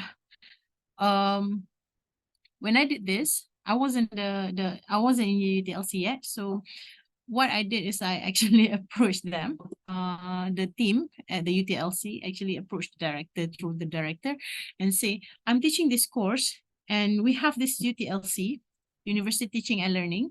So why don't we do partnership? We collaborate to help. I have like 98 students, I think. If I did 95 PGDE, major mathematics, minor multimedia interactive. So yeah, you click this, it will go to my Google Drive and the what do you call it, the pictures and stuff. And yeah, what we did is actually we have an outdoor session for, because one of the projects, the ultimate project is to come up with educational video. They have to come up with a storyboard telling what's the objective, what's the learning outcome when students watch the video and stuff. So they come up with a video, but throughout that there's a small assessment called do the storyboard, do the script, and make sure the script have that educational values, what do they want to achieve. And we think like we have 4 of us, 4 groups teaching, teaching the same course, because we have 95 students. There's no way we can teach all by ourselves. And that's why I have to join in too. Okay. So 4 instructors think how we can actually do this meaningfully. And we have with the LC, we have a content creator team who's doing this. So why don't we team up to help students learn and to actually help them do their projects, their assignments. And this one, definitely, there's no final exam. This is all hands-on. Okay, I will show you, of course, that way when I have final exam, how is it? But so throughout this, actually, based on this workshop, it's an outdoor workshop, outdoor and indoor. First, in the morning, we bring them outdoor to see the beautiful UUM. Welcome to UM one day, hopefully, or maybe you've been there. I hope you feel the same. UM is beautiful. And we also use their facilities, their green screen, their learning lab, their studios and stuff to help. And they help us to teach the students how to actually produce a video that is kind of like commercially accepted, So because we are doing MOOC as well, massive open online course, micro credentials, all those requires like, self-developed videos. So this is the team, and we reach out to them and we gather them one day, whole day, and we use this. The SLT covers like at least 2 classes, because one class 3 hours.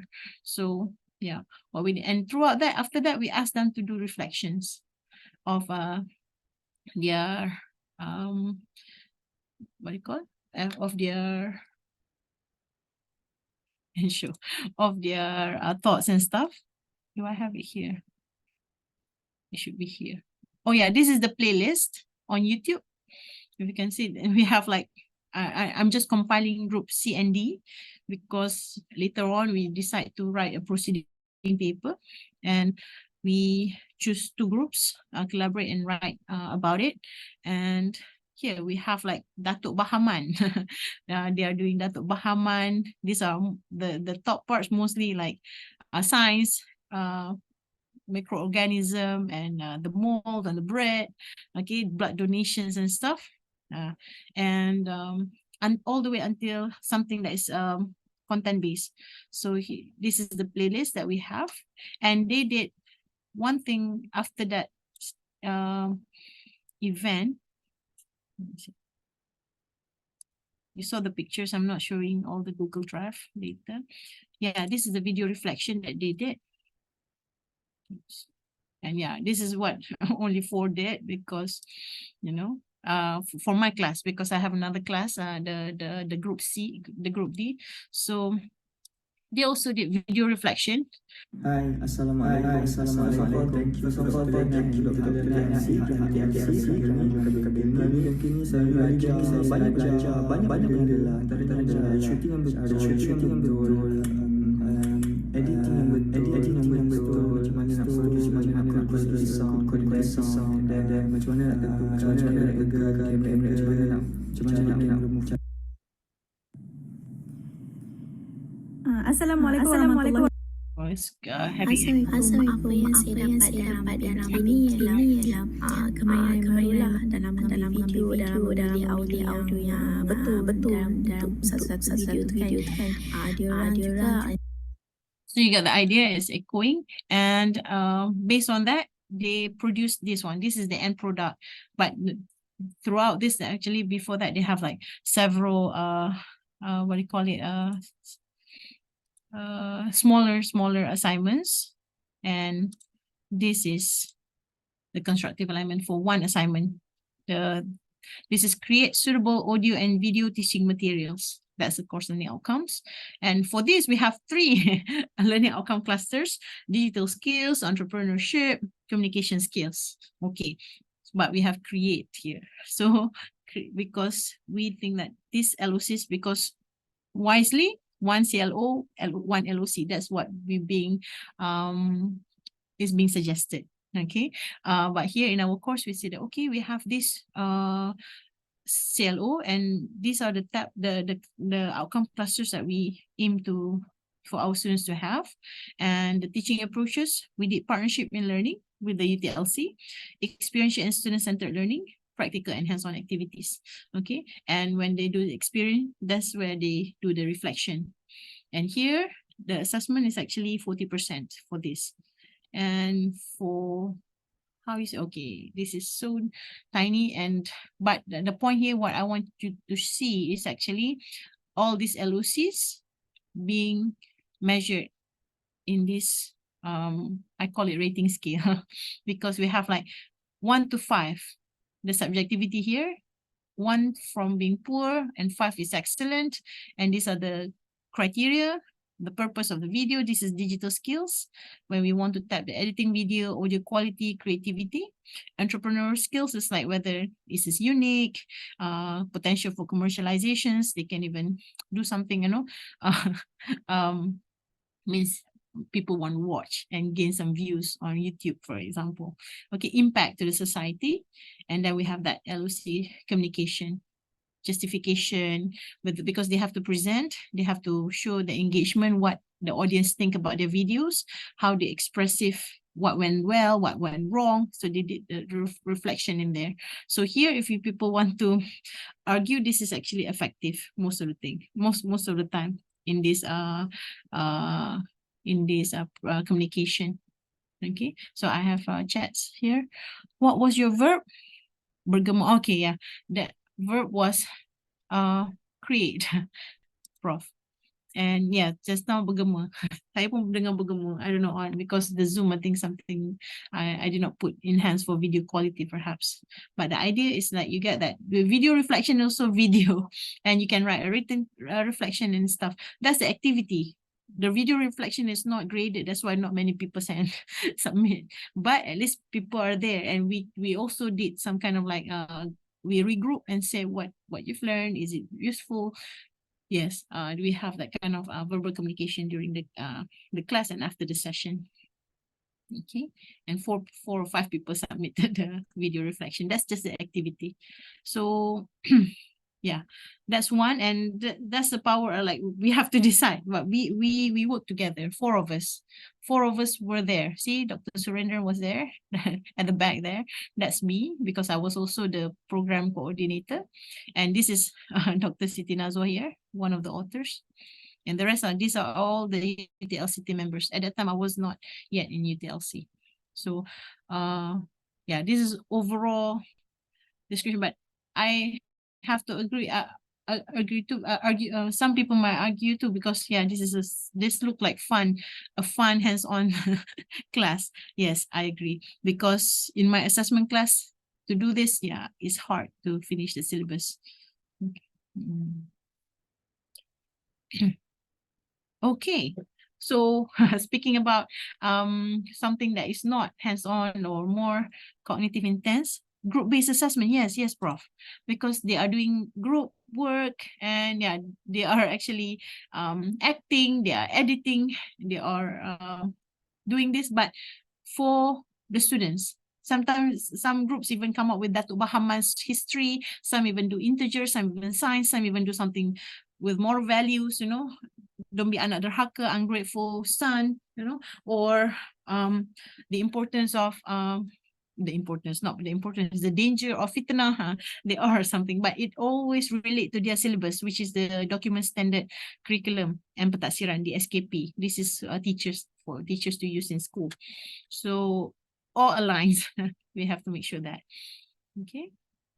And they are doing in groups. Yes. Okay.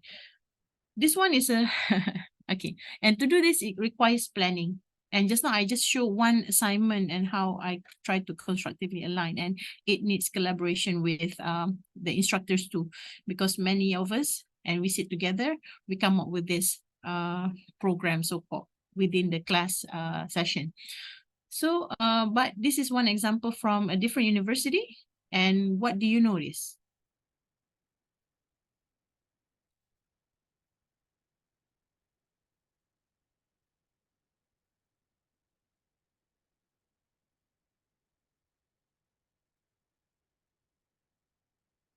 Anyone?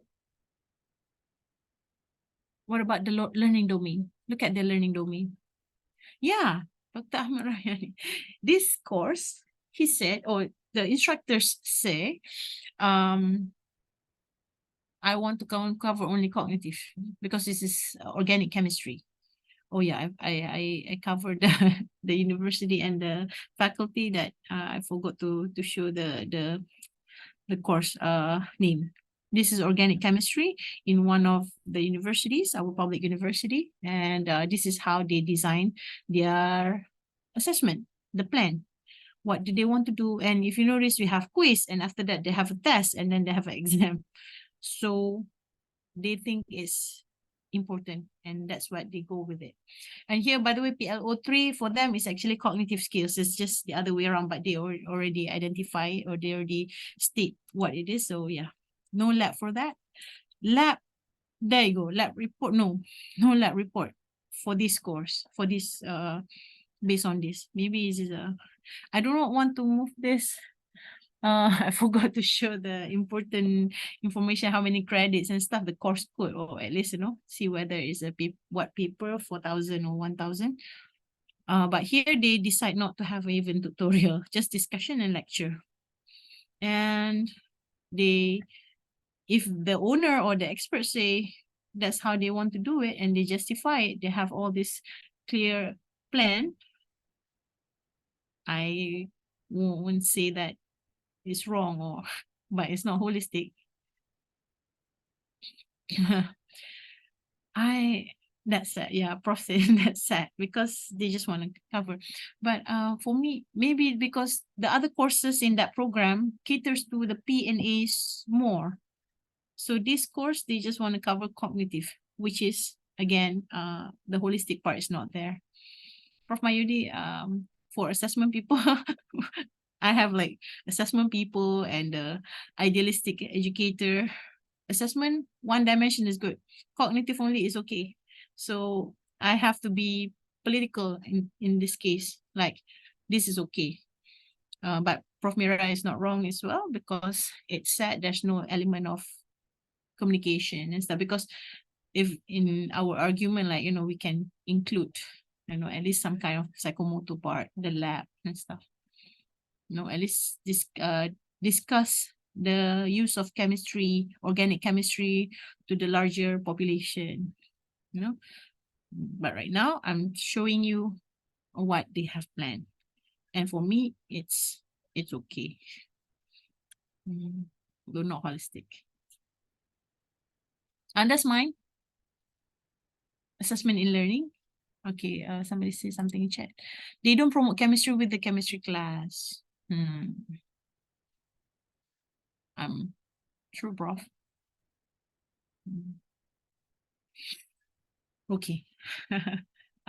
Thank you so much. I appreciate Prof. Mira and Prof. Mahyudi's perspectives on this. And there's no way that, you know, there's definitely room for improvement for that course. Yeah, I can talk to the one who's actually sharing this with me. Okay, for me, this is me, assessment in learning. And when we do this, especially, I was thinking like, can it be dynamic curriculum review? Because sometimes it just pops up something else coming to mind. But this is what I can come up with for this course for the pre-service teachers. Teach them how to do assessment, or to let them do assessment, whether they can do assessment. So I have the C's. I have here CLO4. I have Construct. And I have P4 and C6, but I put P4 is the dominant one because the LOC is practical skill. And the C6 I still cannot ignore because it should be there, and it actually being explicit in my scoring procedure. And then numerical skills. This is when they don't have to quantify, they don't have to calculate, but they have to interpret, which is also part of quantitative skills.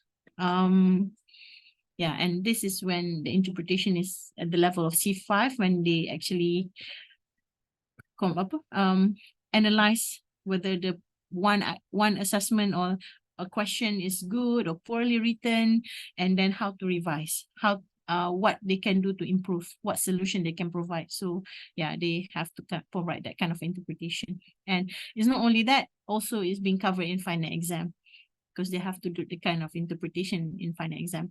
That one is actually with the paper interaction, right? And last but not least, they do role play. So, and I have this one. So one have one domain, only cognitive. This one has C and P, which I highlight P, but I did not ignore C. No, I did not omit C6, cognitive. And this one is like pure C.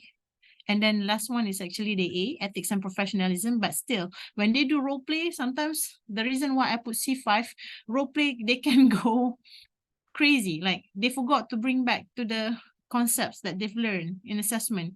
They want to condemn not having UPSR, but they did not come up with why standardized assessment is important, why alternative assessment is better, why. Those are the things that they did not put the concepts there. So I cannot omit C5 or cognitive part, although I'm doing ethics and professionalism. That's my justification. How could you improve your own CAP? What is stopping you from doing so? Yeah, the curriculum review, that part. That's thank you, Prof. That's the question, because it's already being endorsed. But I'm not that unhappy. I'm okay with it. But if I can improve, I might change some stuff still if there's room.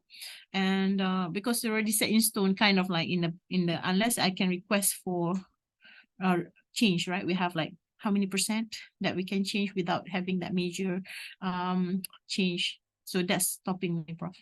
Thank you so much for asking that. 30%. Thank you, Prof. Mira. Thank you. Yeah. So I don't think I want to change 30%. So yeah, I can still change. Thank you, Prof. Mira. Okay. Okay, this one. Okay, now we have assessment plan. And that's when we have, okay, we plan to do that. So how to achieve that?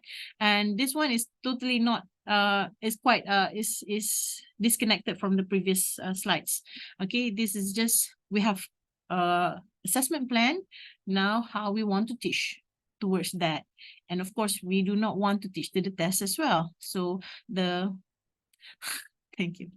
Okay, so the lesson plan is, this is still, people might argue with me where I have C3 there, I have P4 there, and this is the research method, and why you have to put P4 in the construction of problem statement and stuff. People did argue, but sometimes I also have my own justification when they are actually putting things, you know, in that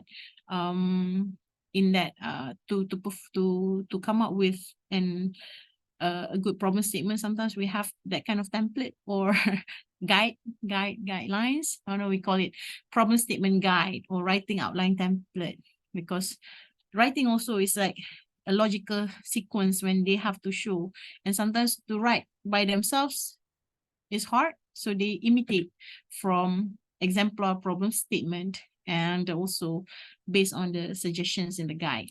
So sometimes to write a problem statement, you have to establish what is known, you identify your research gap, and then you come up with your problem statement. And this is also from academic writing book. So I think construction for the P4 should be there. Although people argue, okay, this is actually C6 when they can come out with their own research problem. But this I think is actually master level.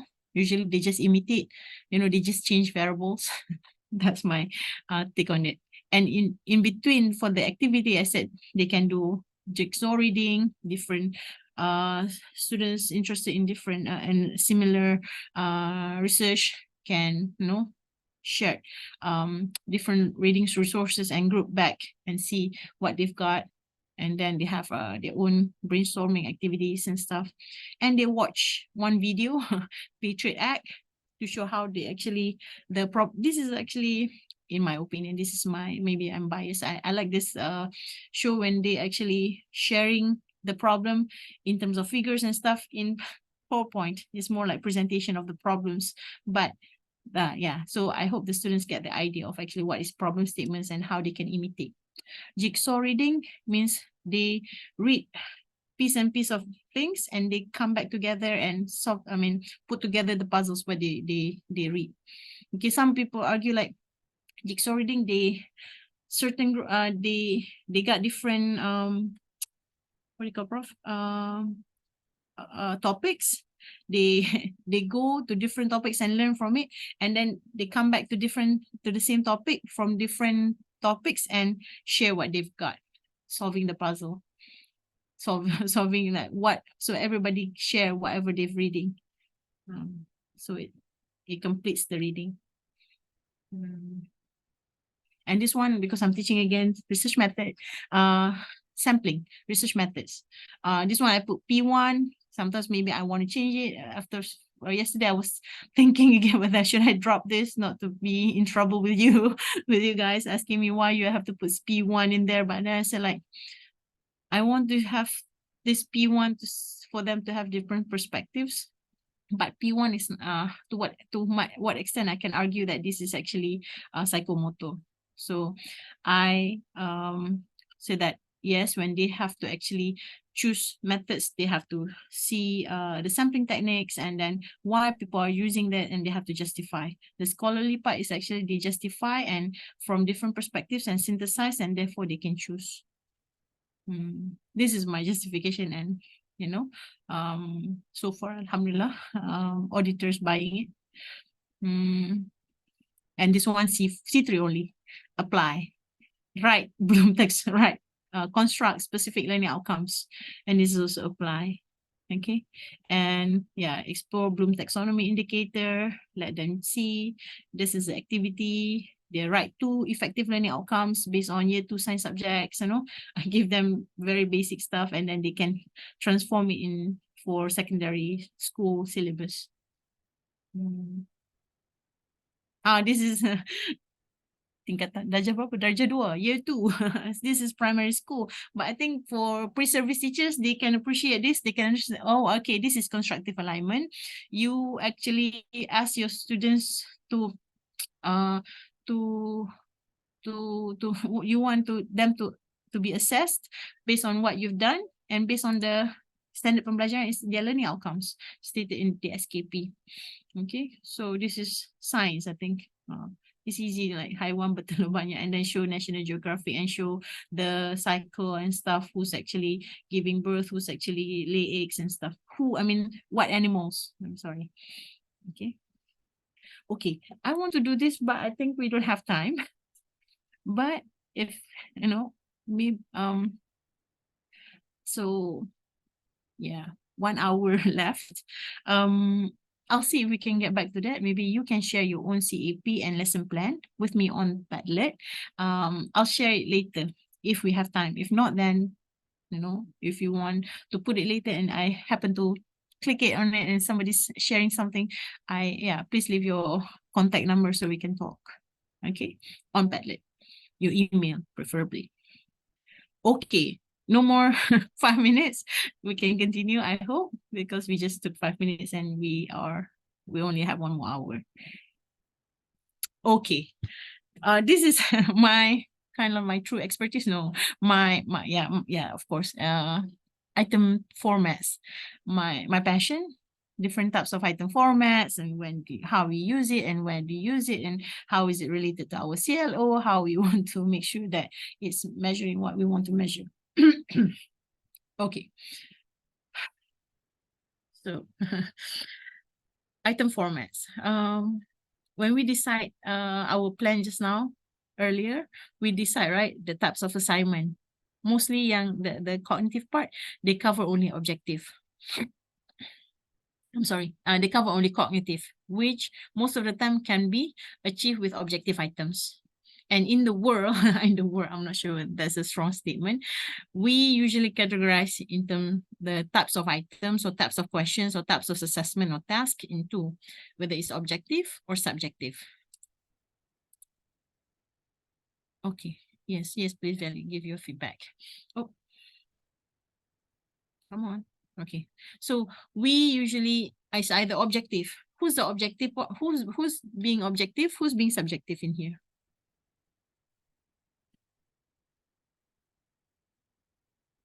In our class, we, the rater, the instructor who's giving the grades, we are being objective towards the students' response.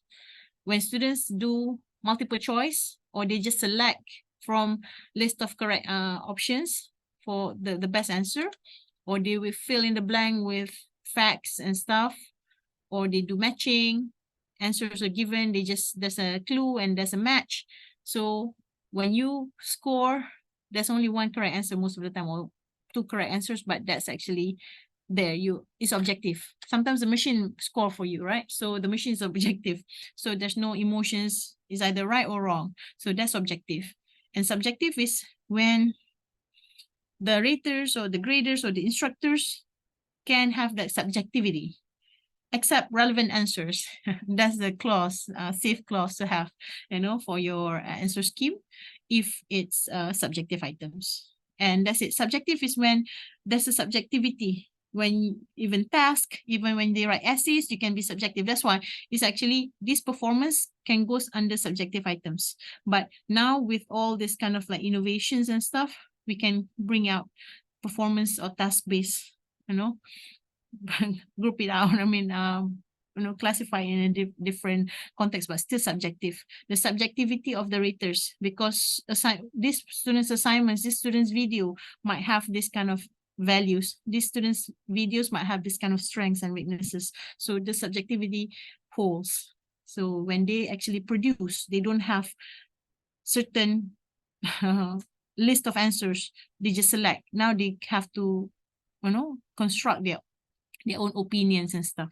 So 2 types of formats, objective and subjectives, and the extension of subjectives can be performance or task-based. When they start doing more things, that's when the psychomotor, the labs, and the experiments come in place. And this is a little bit of taxonomy when they want to say like how the item formats, just like the matrix, right? Cognitive matrix, where they have the levels and they have that kind of types of knowledge. This one, they base this constraint, they call it constraint or matrix. They make it based on the most constraint when students just fully select true, false, multiple choice, and select the best answer, all the way until fully constructed, when students construct their responses, when they have to produce their own answers, their own opinions with examples and additional resources that they can provide. So, and then from top to bottom, first, the fully selected is very basic, not complex at all. Select either true or false, 50% chance to get correct or wrong, and all the way more complex when they start become like A, B, C, D is no longer words, it's actually media. Okay, you have this media, you have images, you have even videos in that what do you call in that options. A, B, C, D is no longer a statement. Text is actually can be media. So yeah, that, but it's still fully selected, but now it's more complex when they have to look at the videos and stuff. And the highest at the end is actually when you teach. That's when you are actually asking students to fully construct and it's becoming complex. This is when you have to demonstrate, you have to diagnose what's going on. These students, they cannot understand. This one cannot even read. This one is too advanced. So you are having range of backgrounds of students in the class. How are you going to do this? How are you going to cater to every single one of them? So yeah, that's when you actually decide, like, okay, this is fully constructed and this is more complex. And when she did this, as she means scalars, this is more on interactivity too, with digital, they call it innovative or technology enhanced computer formats, item formats. Okay. And later, these two ladies from Netherlands, I think, they expanded it, and based on this, they decide, okay, it doesn't stop there at teaching. It can move on beyond, but you show which one is the C's. This is still focused on the C's. If you notice, the bigger the bubbles, the more it taps. So here is actually 5C is closed procedure. This is when you evaluate a little bit of creation, small bubble there. Okay. And yeah, teaching, they did not show it there. So it shows that this one has more, taps more on all the C's. Okay. So alternate choice is like they only cover the remember, understand, and some application. But you can still ask this thing though if you are good at writing your item, something like that. And there's a YouTube video, they call it Beyond Multiple Choice Conference. They don't want multiple choice, so they wanted something beyond, not multiple choice, but I'm a big fan of multiple choice. Okay, this is real quick. Objective items. Suggested. Try to use novel material to test higher level concepts. Paraphrase textbook module language to avoid testing for simple recall. This is what we always have problems when students want our slides and they expect our questions come from the slides, and the answers is definitely from the slides, our presentation slides. So yeah, the ability. So at the end of the course, students are able to regurgitate the meaning, bring back whatever they learned from the slides to the final exam sheet, to the booklet. So that's what our students are hoping for, unfortunately, because I just talked to some of them yesterday, and they are actually, oh wow, it's a lot of things. Yeah, this is so difficult. The quiz was so tough because yes, I'm not using whatever you have in the textbook or in the slides, but we put it in the context that you can really apply, you really understand the knowledge and stuff, because I put my test is actually up to C3, so application. And when there's an analysis when the numeracy comes, that goes to analysis a little bit, interpret which item is bad, which item is wrong, how is actually it can be improved. So not too specific, not too general, and develop as many effective choices as you can. This one, the literature said, based on literature in medical studies, because Halidina and Downing, they are from medical faculty. Doctors are using a lot of multiple choice. Okay, so 3 is enough, A, B, C. But if you can have more, like until J, B, but those must be functioning. Functioning distractor means students might choose. If students don't choose, do not add on the options. You're going to waste, if you are doing it paper-based, you waste the paper, you waste the ink. So the choices must be effective. If students, so that students can really argue and students can really know, and you can really discriminate who knows and who doesn't. Okay, that's the multiple choice. I have a bunch of other notes, like how to write important, like, you know, evidence-based and stuff, but I think I'll keep it surface here because we cover constructive alignment and part of it is assessment, and I'm trying to show to you like basic important stuff. So the idea is actually so that for test security, and then the performance or task-based. Okay, this is when you want to have the holistic, the Jerry has, right, Prof? Jerry has. I have to check back. Akhlak manusia, right? Something with the Jerry. There you go. This one is just a joke. Like, you know how the bicycle works. He's a physicist, but it's not necessary that he can ride bicycle. So yeah, that's why we need to have that performance. And the what? The P and the A. Okay. Concluding remarks. Professor Lack is my supervisor at University of North Carolina, and he works a lot on engineering. Now it's assessment engineering, how you engineer assessment. Okay, it's actually basically constructive alignment, but with some nitty-gritty a little bit and innovation. So he said that don't let the item types. I know some choose multiple choice because they don't want to score. They don't want to grade that long because essay can take a long time. But if you cannot assess what you want to assess, please don't use. Okay, if you are trying to use essay just because you don't have time to design or write good multiple choice questions, it won't do justice to your students too by writing essays. Okay, because if you're not teaching language, please don't add language and spellings in your rubric. But of course, you can penalize one time, but not again and again and again. So item formats is based on what do you want, your purpose, and how the students should respond, and the process actions, what students need to recall and to learn and to really produce, and how long do they have. So time. So this is it.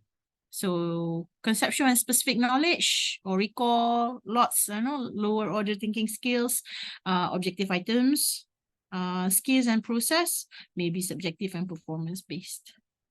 That's the concluding remarks on assessment method. Oh yeah. This is an example. What do you think of this question?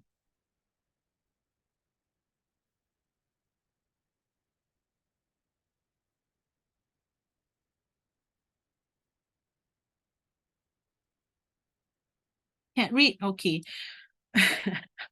I'll try. It's about Zakir Naik. So this is a course, a multiple choice question from a course, used to be our Teras University, the main course for university, for ethnic relations. So Zakir Naik is one of the icons of the Islamic, because this is improved version from Xerox one. Zakir Naik is one of the icons of the Islamic world. He's very active in spreading true Islam and following the Quran and Sunnah of Rasulullah sallallahu alaihi wasallam. He is able to reason and to answer every question that is asked to him. However, in Malaysia, he is no longer allowed to deliver his preaching. In your opinion, as a Malaysian, why does it happen? Jasmani, emosi, rohasi. Okay, thank you so much, Dr. Aznita. No answer. Spot on. But the machine will, if you don't answer it, you will get 0. So for the sake of getting the right answer, the answer is A. The answer is Malaysians do not bother. Sensitive Malaysians feel threatened for no reason. Malaysians who are naturally submissive without any reason. Malaysians are ignorant about their own religion. Again, this case has been so long. Okay. Yeah. I don't mean to hurt whatever, but I think this is a great example. Actually, it's been you know, discussed again and again in the field of assessment, which is good actually. And there's no way I'm trying to be disrespectful to the university or what. Political sensitive 3R matters. Okay. So, okay, what's the objective? This objective I forgot to translate. I'm sorry. The course of the aim of the course or the course learning outcomes are explain the concepts and basic theories or foundational theories in ethnic studies, identify challenges in nation development and pluralist contexts in terms of culture and religion, and to produce, to create awareness, melahirkan kesedaran, create awareness on the importance of collaboration and tolerance among ethnics. So none of the CO related to the question.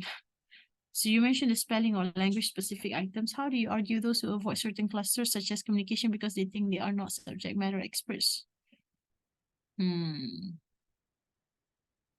Okay, this one, I think if Prof. Mira can chip in your opinion, it'd be great. We aim is back to our FPK, Falsafah Pendidikan Kebangsaan, our national education philosophy, that we want holistic experts. Communication can be can be what students, the 21st century skills, not related to the theory of communication, how to provide strategic communication and stuff. Communication is what they have to perform 21st century. So that's if they argue that communication is in terms of cognitive wise, no. Okay. Yeah, so I'm actually reading many chats here actually, but yes, we, if they are not subject matter expert on communication, we are not teaching communication theories or or related or something related to principles and concepts, but we we are working on the skills to communicate.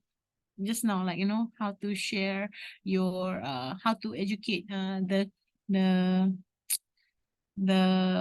public about environmental issues, sea pollution and stuff. So you don't have to learn the cognitive part of the communication. You can tap on the affective and the psychomotor part. How to explain it in layman's term, I think. Okay, and back to this question, you know what happened? The exact how I took it from is actually here. Just now, somebody's previously from UNIMAP. Dr. Arina. Dr. Arina was in UNIMAP. So you went to IIUM. Okay, so yeah, it's from UNIMAP.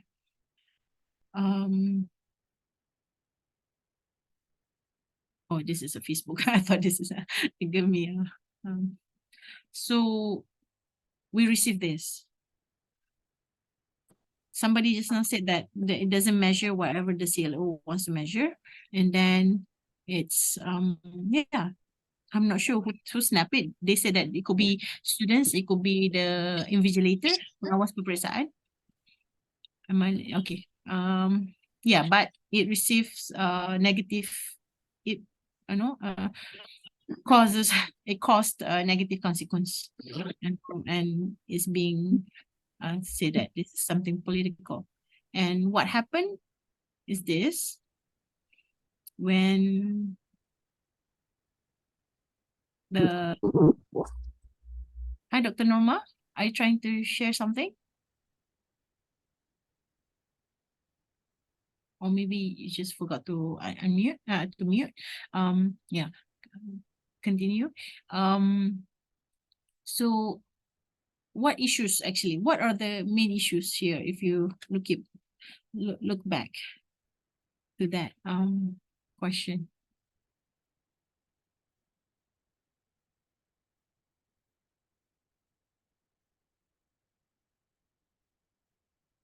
Any takers on this? For the sake of assessment, not for the sake of being disrespectful whatsoever. It's already there. It's already being discussed a lot in the media and stuff. So for the sake of training, I think it's good to have that kind of like discussion.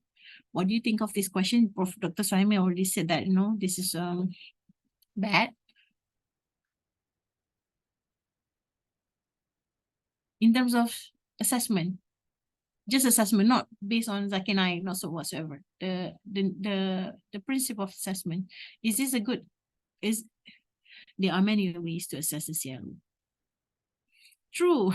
Yes, Dr. Izzudin and Prof. Mira. There are many ways, and one of it, because you are asking pada pendapat anda. You are asking opinions, student opinions, and you are constraining them to selection. You select rather than you construct your opinion. So that's the point. If they really want to tap this, maybe they can say that, okay, this is actually covering number 2. But then still, it's not actually asking them to, to give opinion, the questions. And that's why Sarawak Voice said that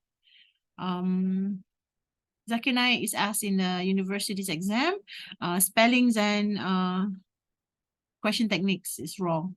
I think this is one way, like, one media who condemns about the technical part, the assessment wise. It is not taught, so it should not be assessed. It is okay. That's really interesting, Dr. Muhammad Ng Chi Hong. So whatever you, how do you decide what is taught? Like whatever you give the materials, or the one that you really cover in class?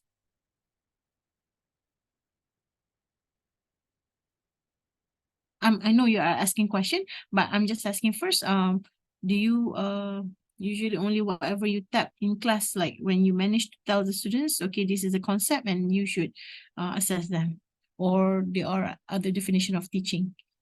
Both maybe. Okay. So the idea, again, back to the purpose. The purpose, they want to identify challenges and stuff. Yes, it is true challenge, but using this first, there are more like guidelines on how to make sure your questions is not is fair, is not provocative, is sensitive to various subpopulations and stuff. I bet the teachers already ask, talk about hubungan ethnic, we have to the tolerance and stuff. It's just right now, this is more towards his or her perspectives, rather than going back to the course objectives. Like Prof. Mira said, many ways to measure the CLOs rather than this kind of question. Okay. So, oh, I forgot. Did I have the technique and stuff? Okay. What? 11:20. Okay. This one, I'm going to give you like a real quick snippet of this. Bloom's taxonomy level. It's just real quick how to, what is remembering and stuff. This is, again, it's just somebody asking question. Application of class content. I'm sorry, Prof. What does it mean? Application of class content. you are suggesting, yes, in teaching, yes, you apply the class content. Yeah, not necessarily you teach everything. Okay, yeah, I got it. Thank you, Prof. And yes, thank you, Dr. Muhammad Ang. This one is going to be very quick. Remembering what are the colors of rainbows, you know, how many stripes do we have in Jalu Gemilang? Okay, and this one, this is how to improve this C1 to C2. If you ask 3 limitations, it's more like, you know, it's kind of like recall facts. They know systematic sampling, they tell limitations, and they got it right. So how can it be improved, this C1 question? Because it's also prone to cheating. They can just simply Google and it appears far and wide. So suggestions is actually you make it in scenario based. You know, you can have like this kind of scenario, show 3 different malls that students may be familiar with, and ask them the issues in sampling method rather than telling this is actually a systematic sampling. Okay. So that's one way of doing it. Scenario-based questions is good, but make sure the scenario is related to the question. Sometimes it's just going to be window dressing. So we do not want to have that too. If we do not teach making videos in the course, can we assess video qualities? Good question. Do you have digital? So we have good. Yeah, this is like, I'm not teaching language, but I'm doing essay. But I'm actually penalizing them for sentence structure and language. You can have one, or you can improve. If it's formative, you can improve. You can keep telling them about that and improve. And eventually the end submission should be not primarily on video qualities. It's about the content. I hope that answers Dr. Muhammad Ang, Chee Hong. Okay, thank you. Okay, this is a level 2 again. Applying is actually, we already show one thing, design, new logo, create budget. And this is one example from Scalist when they have to actually complete the graph. You know, they have this information. They know how to actually decide on how to calculate graph, but this is a new information they just apply. Again, correlations applied. This is, oh, okay. There you go. I'm gonna skip that part. Level 4, okay, analyzing. There you go. Bits and pieces, and this is not calculation. They need to know what is standard deviation and how to analyze the questions. They got the idea of standard deviation and the mean, and what does it mean if the standard deviation is 15, and it's just actually 15 3 times standardized is actually 3 standard deviation above the mean. And that's what I wanted to share in this. 2 best answers. Make sure you have the criteria. If you have the all best answers, it's going to be difficult for students, especially if you have A and H. This is a concept map, you know, it's analyzing, do Pataminda, evaluating. This is evaluation. This is a computer-based with Avatar by ETS. This is actually Carol and Mandy. They are computer avatars. They engage with Jackson, the student, on whether he can identify flaws in Mandy's argument. So Mandy said that, what did Mandy say? Oh, actually Mandy, up there, Mandy. We have 4 votes for apple juice. Okay, basically how to classify it. And then Mandy said, this is how you classify it. And then the Jackson needs to identify flaws, and this is the given information, and he come up with his own arguments or reason. And this is architects. This is a licensure, evaluation, or some people said analysis and evaluation, because this architect needs to build a pavilion, design a pavilion, but has to be environmentally responsive and cost effective. So where should we build that pavilion? picnic pavilion. So it's a computer based. They have to load it. They have to actually show it on that screen. And this is the level of AE. AE here is actually analyze/evaluate. Some testing company, they just separate their domains into two: UA, understand and apply, and AE. And that's what some people call apply. Is actually lower order thinking. Okay, creating is something that is actually involve innovation and stuff. It's 11:30. Okay. There you go. This one is from Handbook of Test Development. They have the second version. The first version is free. I did not share it with you. I forgot. But yeah, you can always type Handbook of Test Development. You get the first edition for free. And this is what basic stuff. Make sure one type of content and cognitive demand, not too demanding. Use new material, higher level thinking. Okay, and then important content, not too specific, not too general. Avoid opinions unless qualified. So maybe Zakir Naik's question is more like the opinion of the test developer, not something that is being justified. Okay, so write the options, how you write A, B, C, D, how do you choose? This is all the suggestions.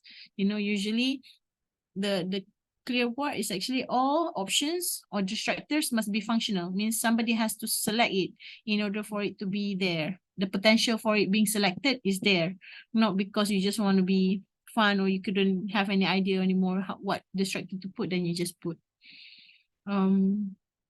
Yeah, there you go. Bias. This is what I want to show first. Checklist again. Potential bias. Does the item contain inflammatory, controversial, emotionally charged content?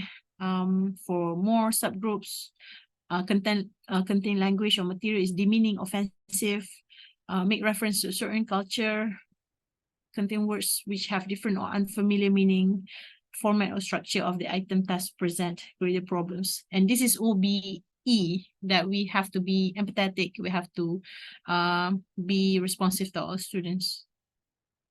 Again, all these prompt guidelines, how to make sure all this, how to make sure difficulty and stuff, make sure it's complex a little bit, and provide the opportunity to go beyond the simple restatement of the prompt.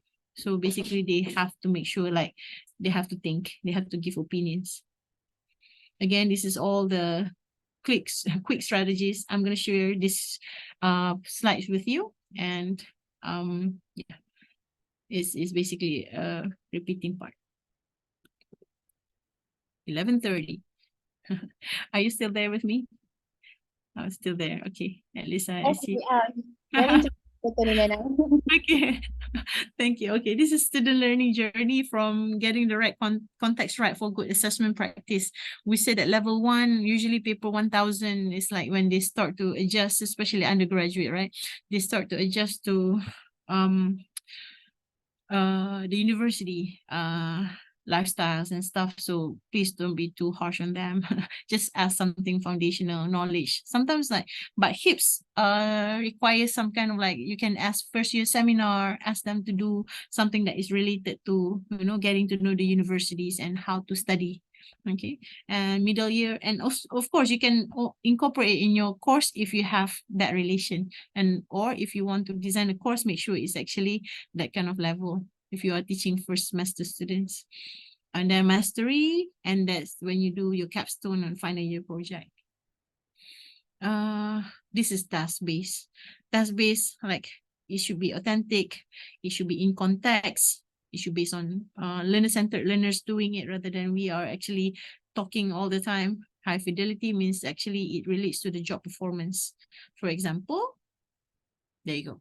High fidelity is when we aim the students to do something for the job, right? So you have something that you can make it very low fidelity, but you get high standardization. For example, essay, write an essay. To be a doctor, just write an essay, stay in one room, the same air conditioner, the same paper, the same pencil, and the same question. Write it and you get high standardized assessment. Everybody's getting the same question, but the low fidelity is not, the fidelity is low, means it doesn't reflect very much what the physicians need to do. Maybe they write report, yeah, that's somehow. But to have a high fidelity is actually you go on the job. But it's hard to standardize. Some we call it residents might go to clinic kesihatan or small clinics that's no action, less emergencies. Some got like GH, general hospitals with a lot of challenges and stuff. So this is hard to standardize. Like teaching practicum, the teachers, some teachers go to a good school with LCDs in classroom and stuff. Some don't even have those. Some don't even have the internet connection, stable internet connection. So, but it's high fidelity. That's what they might experience, in real life, but there's no low standardization. So that's when you have to consider, when you're in your scoring rubric and your scoring procedures, what you want them to achieve. Okay, so this standardization is hard when you put everybody in context on the job performance. Here is they try to moderate it a little bit. Okay, we use mannequin as a patient, not real patient, but kind of like authentic somehow. Okay, so yeah. And this is about pilots. I think a best way to see like which one is fidelity and stuff is actually pilots, because we deal with pilots not every day, but we always we travel sometimes and we don't know who's our pilot, but we just trust them. They have like high fidelity tests. They're being assessed well. That is going to be relevant to them to use, because there are cases like when pilots cannot speak English and crash. There's a cases, right? There's a case, Kazakhstan's airline, I think. Yeah, confusion between air traffic controller and stuff, because then see, okay, their language test as a pilot, language test, aviation test is low. So we don't want somebody who cannot say Mayday. Okay, or who cannot contribute, cannot communicate. There you go. This is, I think, the end of the assessment. Wait, I have questions. Yes. Okay, thank you so much. You've been very loyal. I'm so happy. Thank you so much. I really appreciate it.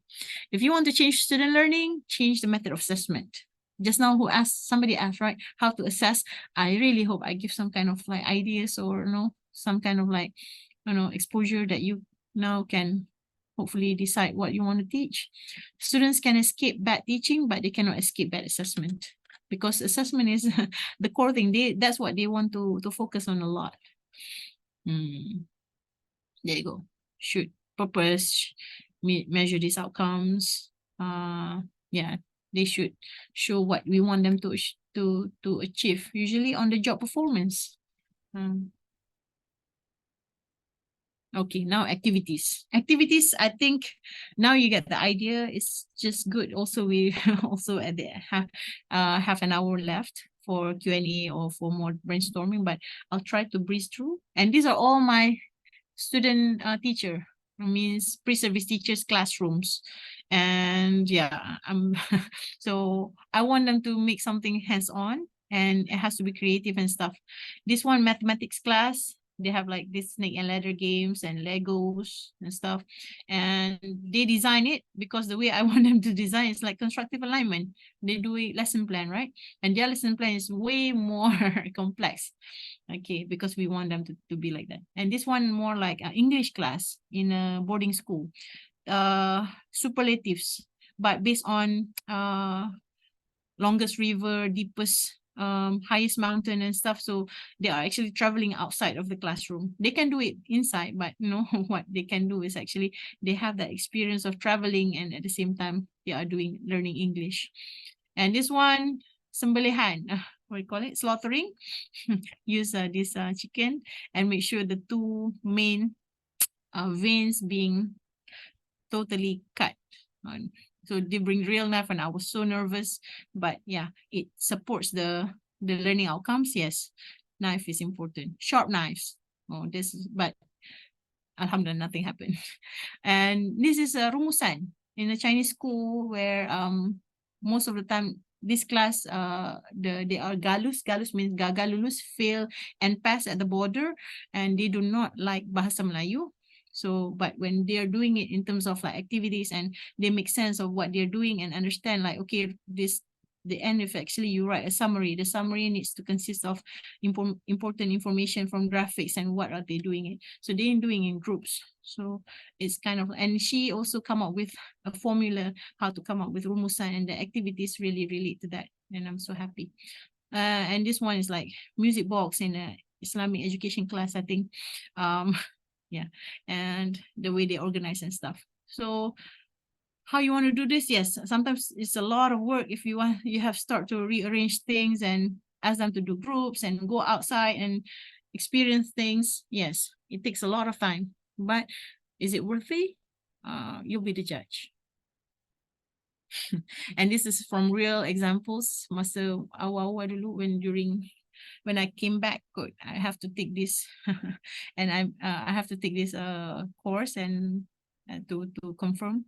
And then this I asked my students, so they said like about, you know, how I can improve. I don't like the activities too much. I like lecture sessions. Some students really don't like to to move around too, and some really likes and some really don't. But these are all real students. I cannot imagine the historical story in the lecture. This one of my colleagues, who my group members too. She's teaching something related to hubungan ethnic, or some at that time I think more like something history, and yeah, they don't like it. And because you keep telling no visuals, they don't like it. So yeah, somebody said like different learning styles, you know, and yeah. What I did on my holidays, I just want to email the blog, and yeah, why not? Empathizing our students, they have all this kind of you know, preference, styles, tendencies, but it's hard. It's just as if it's authentic enough, is it's related to the job, is related to the purpose, and how we want to make sure that our CAP is being tapped and the LOC is being tapped. I think we can somehow design one good assignment. Maybe it doesn't have to be too many. You have 3 CLO, 1 major projects, 2 focus on cognitive, 1 focus on the holistics part, but 50%, I don't know, but you have to count the SLT too, student learning time. Okay. Yeah, this is just a sayings from Confucius. You tell them based on their age, you learn, you know, based, and Rasulullah also said that, you know, we have to teach based on our era, how it the time evolved. This is, I'm not going to play, it's supposed to be a YouTube video about Slumdog Millionaire. I don't know how many of you watch this. It's about studies, life of slum, somebody who lives in the slum, and, you know, they learn from the experience. So experiential learning, how is it important to, you know, to help them understand, to build the schemata. In education we call it schemata, how they build the mental structure. They learn these different concepts and they put things together. So usually from experience, that's why we construct the constructive alignment. And this is from Biggs and Tang. Again, what works best in higher education, and the effect size is based on effect size. And Biggs and Tang said that below effect size 0.4, just ignore. At that time, this is 2011, computer assisted instruction was not the main, but now with MOOC and MC and all the e-learning parts, maybe it's becoming the effect size increase. But this is 2009, Harry, but in Biggs, cited in Biggs. It says that students, if they self-assess, then they learn better. So that's why you have to give a proper rubrics, proper assessment procedure criteria. What do you want? So that you assess, what do you think? Then you can improve learning well. And I have this just for the sharing one book on hips. I wrote 1 chapter in there. So yeah, if you want, please get it. It's 45 ringgit. That take the kids, I mean the experiential learning. This one, Prof. Yeah, but we can start somewhere, right, Prof? In my opinion, humble opinion. Start. They have 4-year or 3-year journey. we can start, let them experience. That's why they have like community engagement, do this, all this students development and stuff, holistic student development, and how that's what we trying to propose in this book, high impact educational practices. Okay, content. I don't want to talk about because usually this is more towards the subject matter knows which content suit best. It could be textbooks, articles, videos, and other resources and stuff. But now we have OER. You can also check OER. I think Monash has quick guidelines on how to make sure how to get open educational resources that is available. You don't have to create your own and stuff. I'm not an expert in this. Okay, I'm not an expert in OER and stuff, but I use a lot of people's materials and stuff to make my content works, and it's all forever learning, like keep on improving. There are many tools in there, and now AIs and stuff. Yes, please feel free to make use of it. I think so. This is what I asked AI. What are the challenges in implementing constructive alignment? Oh, see, asking AI, not always correct. Constructive alignment, it should be constructive alignment, typo pula. Okay, so this is what they say. Resistance, you want or not? You want, you make time for it. Yeah, time constraints, yes. Of course, you have 1.5 hours, you have to decide. Sometimes you cannot tap all, but you cover how to, and the rest they can read. Can they read? So that's you know, or can you simplify things for them so that they can apply? Did you teach them how to think or how to solve problems in 2-3 problems so that they can replicate? Hopefully. Okay, training on knowledge. Yeah, that's what AI said, and that's why the IIUM is doing this. Thank you. Strategies. Training, goal setting, collaboration. Again, this is AI, promote collaboration. Yes, this is, I've done this, so I can say collaboration works, but everybody has to chip in. Okay, sometimes you the leader, you suffer. The rest is, you are the leader, you want to do this. We just follow, but you do the most of the work. That's not nice too. But there should be somebody who's actually the trigger, always like that. Again, is powerful, is good, is well. That's why we keep on highlighting, like constructive alignment is the way forward. You have to make sure it's aligned. Students make meaning, what you want to assess, what you are suggesting in your assessment, and this activity helps to achieve that. Is there any clear it's just being logical and have common sense of what you're doing. It doesn't have to be like, wow, it can be simple, but students, that's an evidence that students learn, and you actually measuring what you want to measure.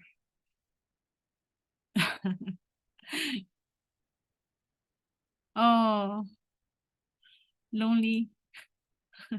I'm not sure. Did you guys okay. Leaders are alone, the ocean of problems. Okay. The result, okay, again. Curriculum and constructive align, learner will be able to meet the explicit learning outcomes, demonstrate competence. Okay, so the psychomotor skills, the affective skills, you have to collaborate again. Collaboration is the key. Future. Oh, you are talking about leaders by yourself. You don't want to ask your subordinates to share, thoughts. What do you think? I'm sure they want to give opinions, in my humble opinions, because I want to give my opinion to my leaders too, and they listen. Alhamdulillah. Okay, so I mean, all of the faculty members should have the right to say what they want to say, but should be acknowledged, I think. But it's just maybe too ideal. Okay, I'm not gonna comment on that. Bosses are always right. What do you think? Okay, thank you so much. I have 15 minutes. I intend to, stop at this point so that, more if we have Q&As and stuff, or I'm not sure whether we can. Okay, I think yes, that we can wait for any question. Any questions? We have 15 minutes left. Right. In the meantime, can I share your slides with the Doctor, I need to delete one slide. Then I can I send Alright, back? okay. Okay, because for some reason it just slipped in there Okay. unintentionally. Okay. But, Let me- participant, you don't have to worry because normally CPD will email the slides and also the recording, the link to the recording after after we receive everything, inshallah. Okay.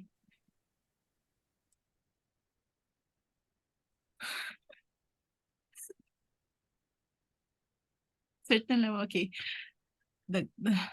Thank you, bro.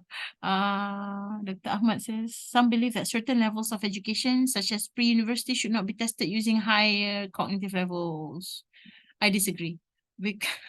Because this happens couple of times, and then also because I was involved in curriculum review, and it was such an arduous and demanding task, and a lot of evaluators and external evaluators, because we also have this kind of MQA, like saying that we have to do some up to demonstrate, right? I think you are referring, I'm trying to find that part, but there's an MQF 2.0, and there's one all the way down there, there's a level. If bachelor, you do this, you demonstrate. If graduate level, you do this. But tadika tak ada sinam. Macam tu. That's the kind version of that professor was like, you did not ask us your 6-year-old kid to create, to do C6. There's no kind of that high order thinking, because it should reach there. I mean, see, all those is actually based on how you what kind of facts or knowledge that you are giving, and the level should be based on the complexity and stuff. But you can tap all the way to C6 even for kindergarten, so why not pre-U? How about OBE, CLO, PLO, PEO for university? Thank you, Dr. Ahmad. Pleasure is mine. I'm not sure, Dr. Suhaimi, what does it mean? University type of higher learning education institution that always in the field work with the community.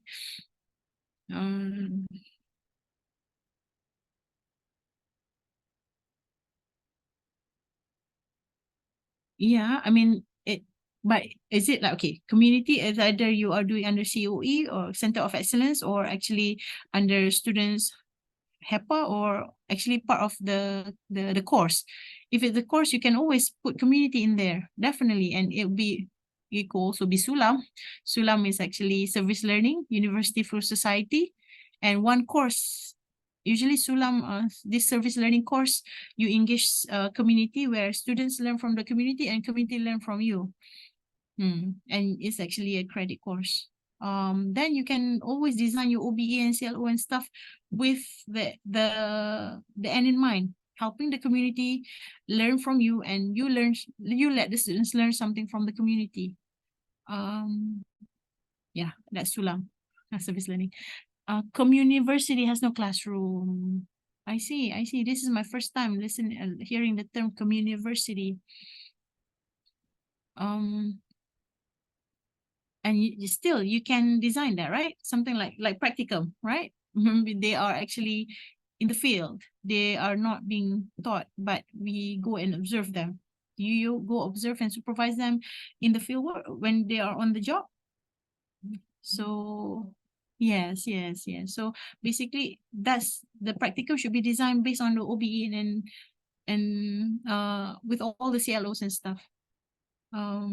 Yeah, it should have a proper course learning outcomes as well, and the practicum, what the students need to do is actually, maybe this is it, when you include the industry or the community, what they want, what else they want to see from the students, what they expect from the students to make sure that this is a worthy practicum, and for the gradings. And sometimes we have this kind of like evaluation, right, from you, the supervisor, and from the community or industry also, they give marks to the students. So even those components should be included and should be designed in the course assessment plan. How many should you get from the industry? How many should you give to your students, and what are the important criteria. And you can share those criteria with the industry, and the industry can add. I see 3U, 2I, 1I. Okay. The same, I believe it's the same thing. Thank you so much, Dr. Fahad Muhammad. Thank you. I hope that answers Dr. Suhaimi. Thank you. So anything else? Anybody else? Thank you. Any other Thank you. questions? All right, so okay. Alhamdulillah. It's been a great and excellent session, Dr. Nurliyana. I'm glad. Alhamdulillah, mashallah, tabarakallah. Inshallah, we are looking forward to having you again in the future. And also thank you to everyone for your participation in this training. We hope to see you again next time, inshallah. Let's, I think we can, let's end with tasbih kafarat suratul as.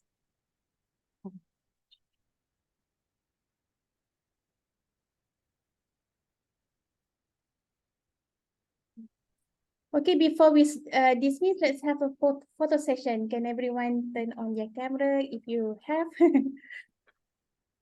Let me take the photo,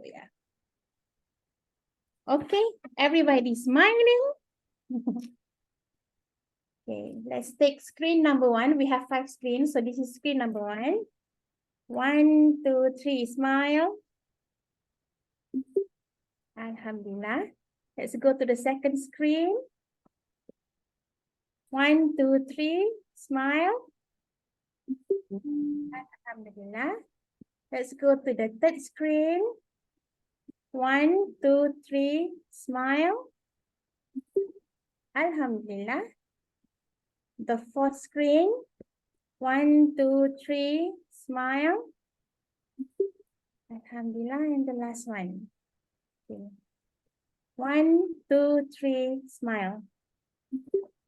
Alhamdulillah. I think, yes, Dr. Liana, I think we look forward to have you again for our session in future in 2024. And